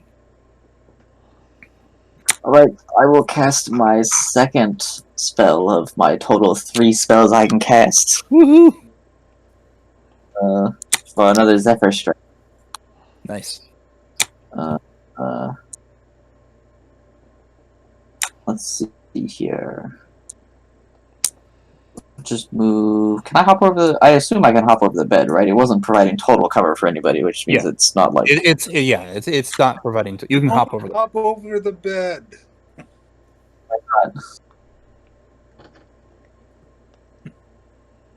I mean, it provides cover for you, so it's up to you. Yes, I also am adjacent to people, and if I go over there, I'm still adjacent to people. All right, that's good. I need to let's see. So 5. I'm sorry. 15 here. Like, if you just tell me not to do something and give no other information, I'm probably he's just on the ground, and he's like, "Don't do it! Wait, I haven't been attacked. Wait, you don't stop!" really know what the rest of my turn looks like. So, like, unless you give me a reason, like, I'm whatever. now I have a clear line of fire. I'm just gonna shoot and scare over here. Okay, that is most of your movement to do that. By the way, to get where you're at. I counted 15. Did I miss a square? The bed is providing extra movement. The terrain. So it'd be 20 feet. It's actually double typical terrain. You can make an acrobatics check if you want to try to jump over it without that effect. But all right, never mind. Let me start over. Okay. So I was here, right? You were, yeah. Place to be. What? It's fine. We'll get there. What was that? I'm trying not to metagame too much. Well, that's not complaining if you refuse to metagame. No, he's not metagaming. That's why he's complaining. You said the bed was 5 feet? The bed going over the bed is going to cost. No. You said it was just a 5 foot space that it was occupying, right? As far as distance was concerned. Oh, in length, yes. All right, and there are 3 squares down here. We got one here, and then up. It's a 10-foot wide hall. Okay. Yeah, the aura is not helping clarify that, but 10 feet. I guess it's a little longer, but you get the idea.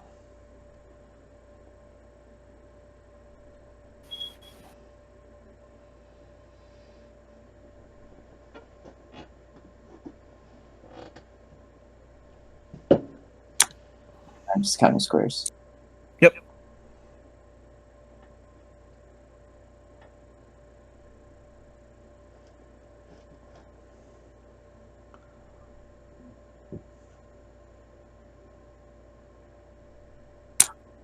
Yeah, I have enough movement to hop the bed and land here with it being double, with it being 4 times speed to go over it. From there, I will use a Zephyr Strike as I fire on this individual over here. All right. For advantage on this attack roll. Mm-hmm. 15 to hit. That hits. All right. We have 13 points of damage on him. All right. Down. Then with the 30 extra movement I have, I will clear over to here, just behind the wall. So you might need to piece up a little bit so I'm in the right spot. 40. You can get here? 15 feet would be to there, I think. No, 20 feet would be there. I have more feet of movement. You get plus 10 with Zephyr, right? No, Zephyr gives me 30. Your full 30 feet. 30 feet extra. Yeah, you got plenty of movement. 20 feet to go there. I don't know. Yeah. 5 pots and counted squares for when I needed to activate it. Yeah, very fair. Okay. Yep. That's my turn. All right. Yep. That's all that can happen there. Hobgoblins are down, so they shouldn't even be in initiative order anymore. Alright, it's your turn.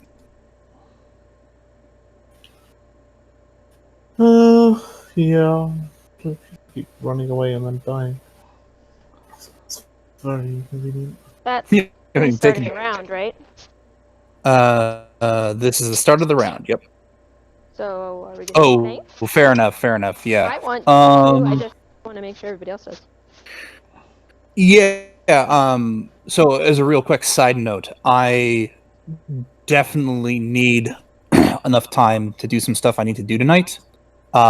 So basically, we need to be done in like 20 minutes. So it's either that we stop here in the middle of the fight and be ready to pick it up in the middle of the next fight, or we just have to get done. We have to push through it. We can't wait too long on each of the turns. You mark the event as ending at 7:30, so I can be here until then. I thought I marked it for 7, but 7:30 is probably fine. Yeah. So we can expedite our turns by planning them out. Yep. Okay. Expedite turns, point them out, all that. Don't Alright. get too hung on details. We're carrying on though, right? As long as everybody's okay with getting moving. Great. When it comes to things, we're good. Yeah. Ara is gonna go ahead. I have the movement to do it because I'm a monk. Cool. So I'm gonna go ahead and move up next to that guy. I have a 40-foot move speed. Then I'm gonna hit him with my quarterstaff. Cool. There's a right. There is, but there are 2 of them there. I figure they can probably handle it. 10. 10 points of bludgeoning damage for him. Yeah. Then I'm gonna hit him with an unarmed strike. And to that, I'm gonna add another load of necrotic damage. And that is all your key points. It sure is. For 10 more. Okay. Still standing. Are you taking the... Just barely. That was such a good... you can't quite drop this guy in one round. These guys are a little tougher. Could have done. I needed, what, 1 more point of damage? Mm-hmm. That would be Alright, my that's view. everything. Alright. Some blood is out of potions and reinforcements. He's gonna quip on the lair action turn. Be like, he's gonna say, you were the ones who made this mistake. Hostile to an nth degree. I'll even tell my employer how poorly you did. Smithy has to roll a death save. Poor Smithy. Oh, you do succeed that one, yes. Jorlin, your turn. Okay. So first, I'm gonna take my bonus action and bump this fire into the back of this guy's ass. Yep. See how well they dodge. Probably bad. Oh, no, it was okay. They do have the D4 though, so go ahead and roll that to reduce. If you could start rolling higher on those, that would be great. Actually, I'll just roll it automatically for these. Cool. Oh. That Well.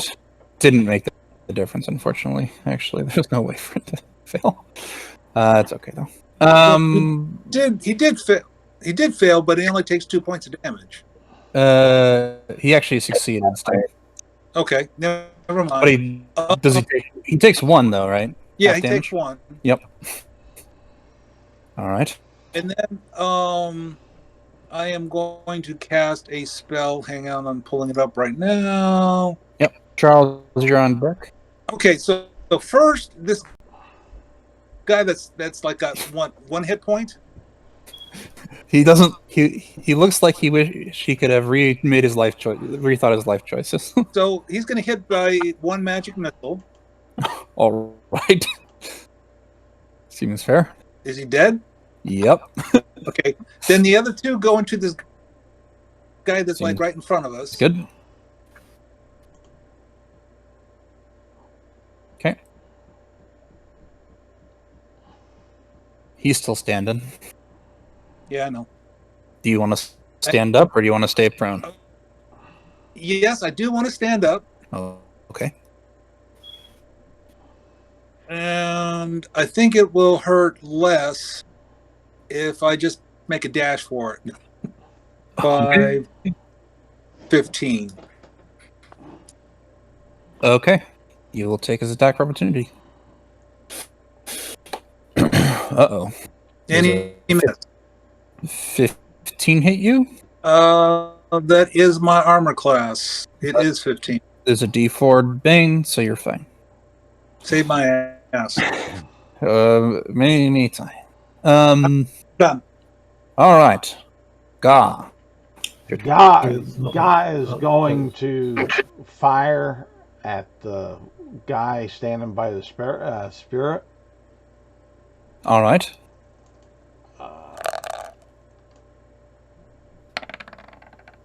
With his crossbow, that's a 22. If that hits. Hits. Roll damage. All right. 7 points. 10 points piercing. Nice. He doesn't look like he liked that. And then Standing. what Ga will do is he will use his bonus action to disengage. You're not engaged. Not engaged, but continue. Well, he's going to move over here, try to get over there. That's what, 5, 10, 15, 20, say 25 feet there. Oh, so you want to... okay. Okay, it takes 5, 10, 25, 30. You can only get here. All right, that's fine. As long as I can get there, and then I'll use my movement. You attacked him, right? Yeah, I attacked him, and then You disengaged, moved, and attacked. That's your turn. Action surge. Well, disengage is my bonus action. Your attack is your action. Your movement is your movement. Yeah, and I have. Okay, I see what you're saying on that. Yeah, I'll go ahead and I'll use an action surge. Sounds good. And I'll fire at him once again. All right. From there. Why not? Type of thing. So, let's see here.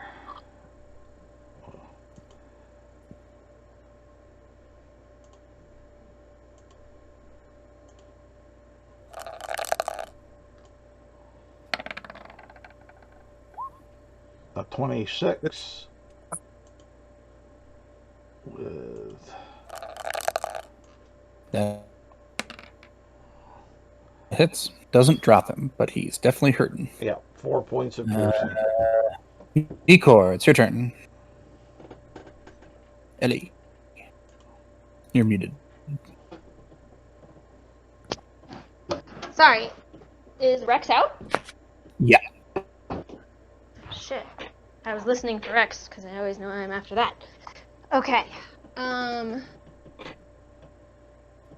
Ooh. So Shoreline moved over and that guy's dead. Okay. I am going to pull my rapier and try to shank the guy standing in front of me. Okay. Sounds good.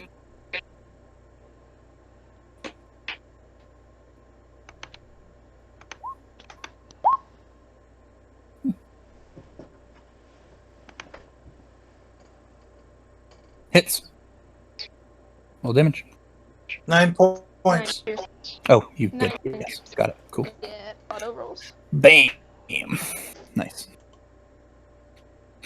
Bonus action movement.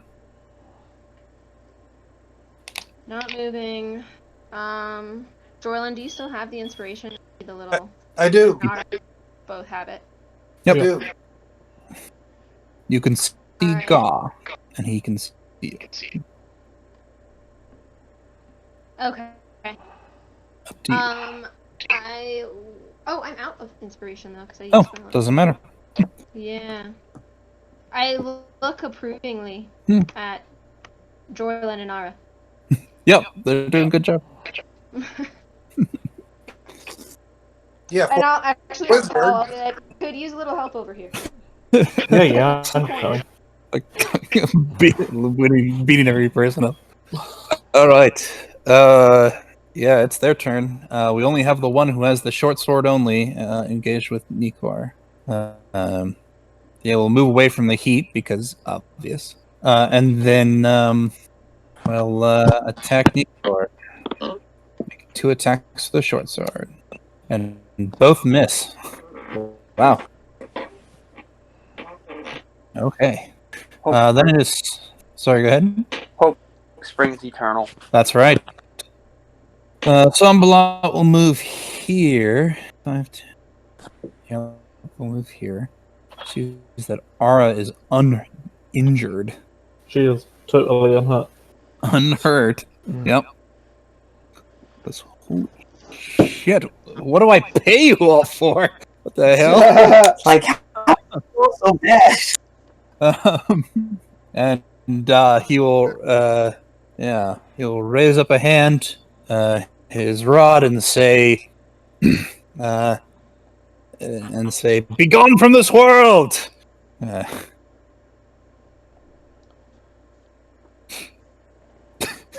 And nothing happens. I kind of, have you seen dogs when they kind of tilt their head to the side? They can't quite work out what's going on. She gives him that look of, okay. Yeah, and he goes, "What the?" Yeah. And then it'll be this person's turn. He's like, "Hey, boss, I think we're gonna lose." Really? Give you that impression. Exactly. And he will go over to Ga and attempt to attack him, and misses. Caliban, it's your turn. Alright, I'm gonna go, let's see here, 5. Ara, you're on deck. Let's see, if I go 15 right here, then a clear line of fire to this guy so I can free God up. Do I have a clear line to this guy over here, or is there stuff in the way? There is stuff in the way of that. Alright, I'll shoot at this guy then over here. Alright, sounds good. Use my Planar Warrior feature on him.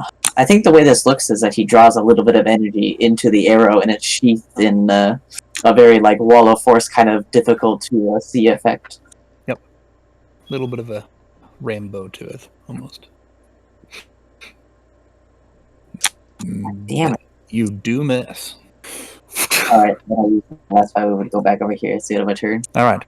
At the end of your turn, Sambalat will fire a ray of frost at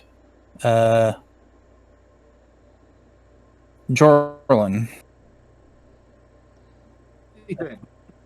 I don't know if that hits you, though. 13? You missed. Alright. Alright, it's your turn. Ara looks around and says, change of plan, Jorlin, help Nico. And then moves up to this guy. Okay. Spells on me. I'll show you. 24 to hit for 9 points of bludgeoning damage. That hits.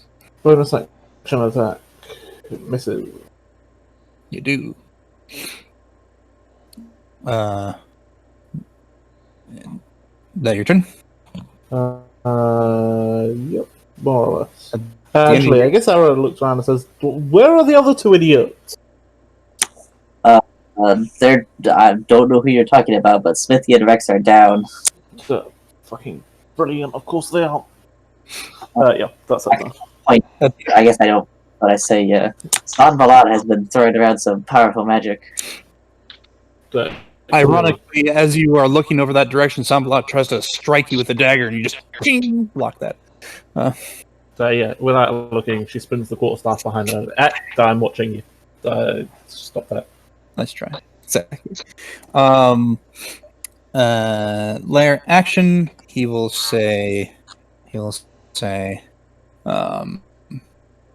Fine. If he says fine, if this is the way things are going to be, then so be it. He reaches into his pocket, and his hand returns out of his pocket with nothing in it. Smithy, roll a death saving throw. And then Sterling, it's your turn. Oh no! Ouch. Okay. Yeah. That is 2 fails. Now that is the end of Captain Smitty. Nope. Stop here for a second. Stopping. Yep. I'm gonna give you the option. I already knew I was gonna do this anyway, so now I'm definitely giving you the option.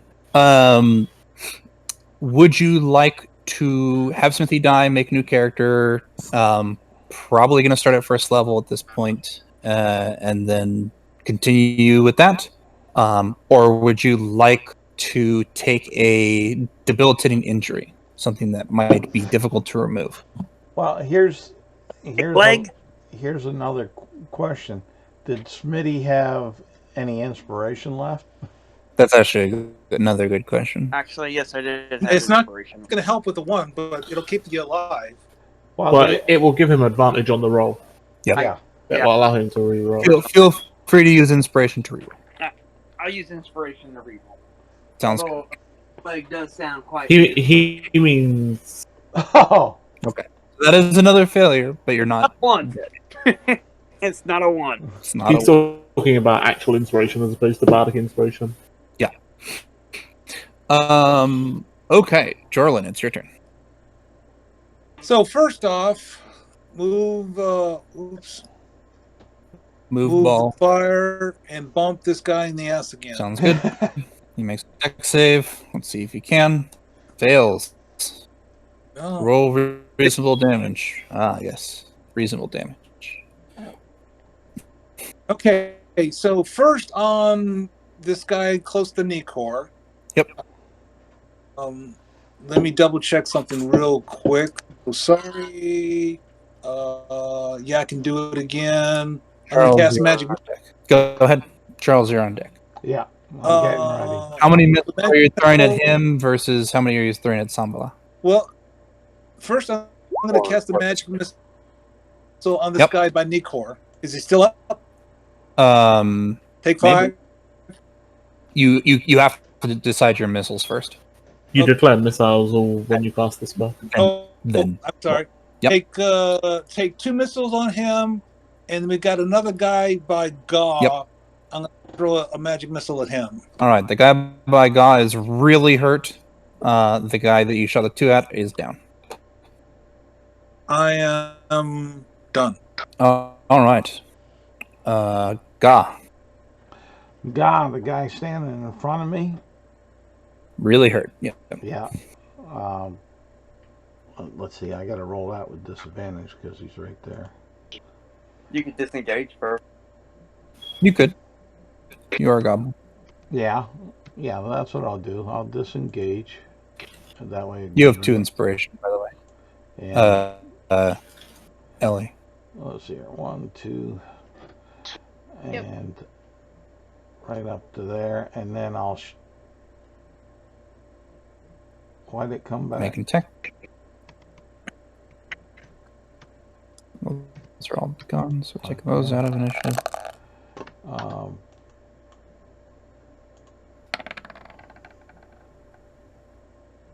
A 12.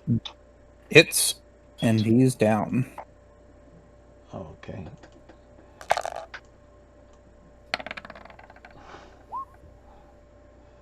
That would have been my damage. Yeah. Right. Yeah. But I used disengage as a bonus action, moved out to there and whatnot. And I'll as a free action holler out to Sam Burlett, bow down to the power and the authority of the badge, and he'll puff his chest on up. Yep. Next. Next. Yep. Nikor, your turn. Only one target left. Yep, I'm gonna go ahead and cast my last dissonant whispers. Nice. At that guy. Yes. So, Rolls wisdom save. yeah. Does succeed. Takes half damage for 4 psychic. I have to run away. Correct. It is his turn. He kind of looks at the situation and he goes, "All right, this time you're all doomed." And he makes a motion with his hand, and you all see what looks to be like a some sort of fiendish creature open up immediately in front of him, place itself down on the floor, and is now right next to Ara. We'll just use this for it. Do I recognize the spell he cast? You do. It's so easy. Yeah, I figured. It's silent image.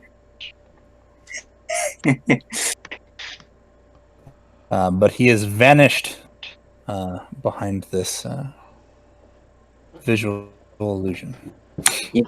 Wait, hold on. It appeared in front of him, but can I see it? There was this big energy projection, then this thing appeared, and when you look where he was, he's gone. Caliban, it's your turn. Yelling, "It's an illusion!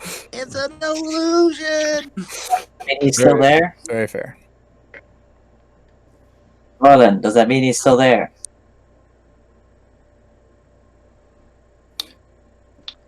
Sounds good. Caliban, he might be there, he might not be. Jorlin, is he still there?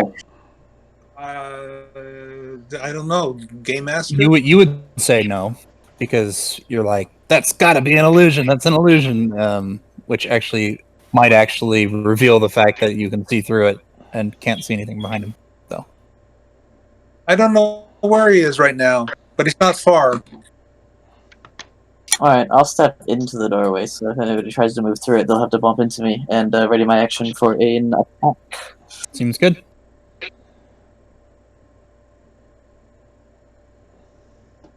All right. We have reached 7:30. I would like all of you to make a perception check. Is the spirit still there? And if so, we have advantage, right? The spirit is still there. That was something I was looking up. It is still there, and therefore you have advantage. All of you. That's gonna be interesting. That's what. So, 24. Nice work. Right. Yeah. Okay. I want to roll my bardic inspiration as well. I got a 28. Yeah. Damn. Well, he rolled really good, and then you guys just like repeatedly got above 20. So no, he doesn't get away. And actually, I'm going to actually, this is what I'm going to do. Ara, it is your turn. You notice that he is moved. Let's see if I over. He basically crawled under the bed. Great. Where is he? Right here. Excellent.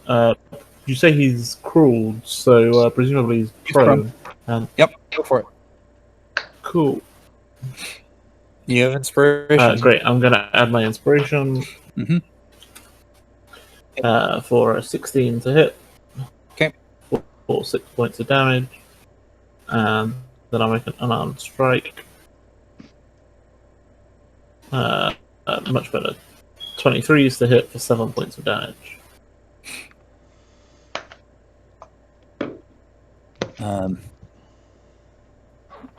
Yeah. Okay. He's pretty dang hurt. Alright, so this is keep crawling, I dare you. He says, very well then, and stabs himself in the chest with his own knife. Oh man, He's dead. what a dishonorable I killed way him. to go out. I think we all saw it. That, yeah, I totally killed him, mommy. Would put you out of initiative. I would like death saves real quick. Yeah, go ahead and make one more death save because actually let me. Yeah. Never mind. I got a peg leg. I'll take the I have lingering injuries, but it's a peg leg. Okay. I have a decent medicine check, so when I get over there, I check. Yeah, I was gonna say, Ara also has +5 to medicine. The problem is that he rolls a save before any of you get there. What about Jorlin? If we're out of initiative, though, could you guys are out of initiative, but he was immediately after the thing that Sean just did. So you guys get over there. The question I have for you, Michael, permanent injury? Yeah. Okay. So you see that both of them are down, and it looks like Smithy's leg has just been completely burned to a crisp. Not the entire leg, but like, thigh down is like cauterized 3rd degree real bad. What about Rex? Rex actually seems stable. Okay. And that is where we'll end tonight's session. Okay. So with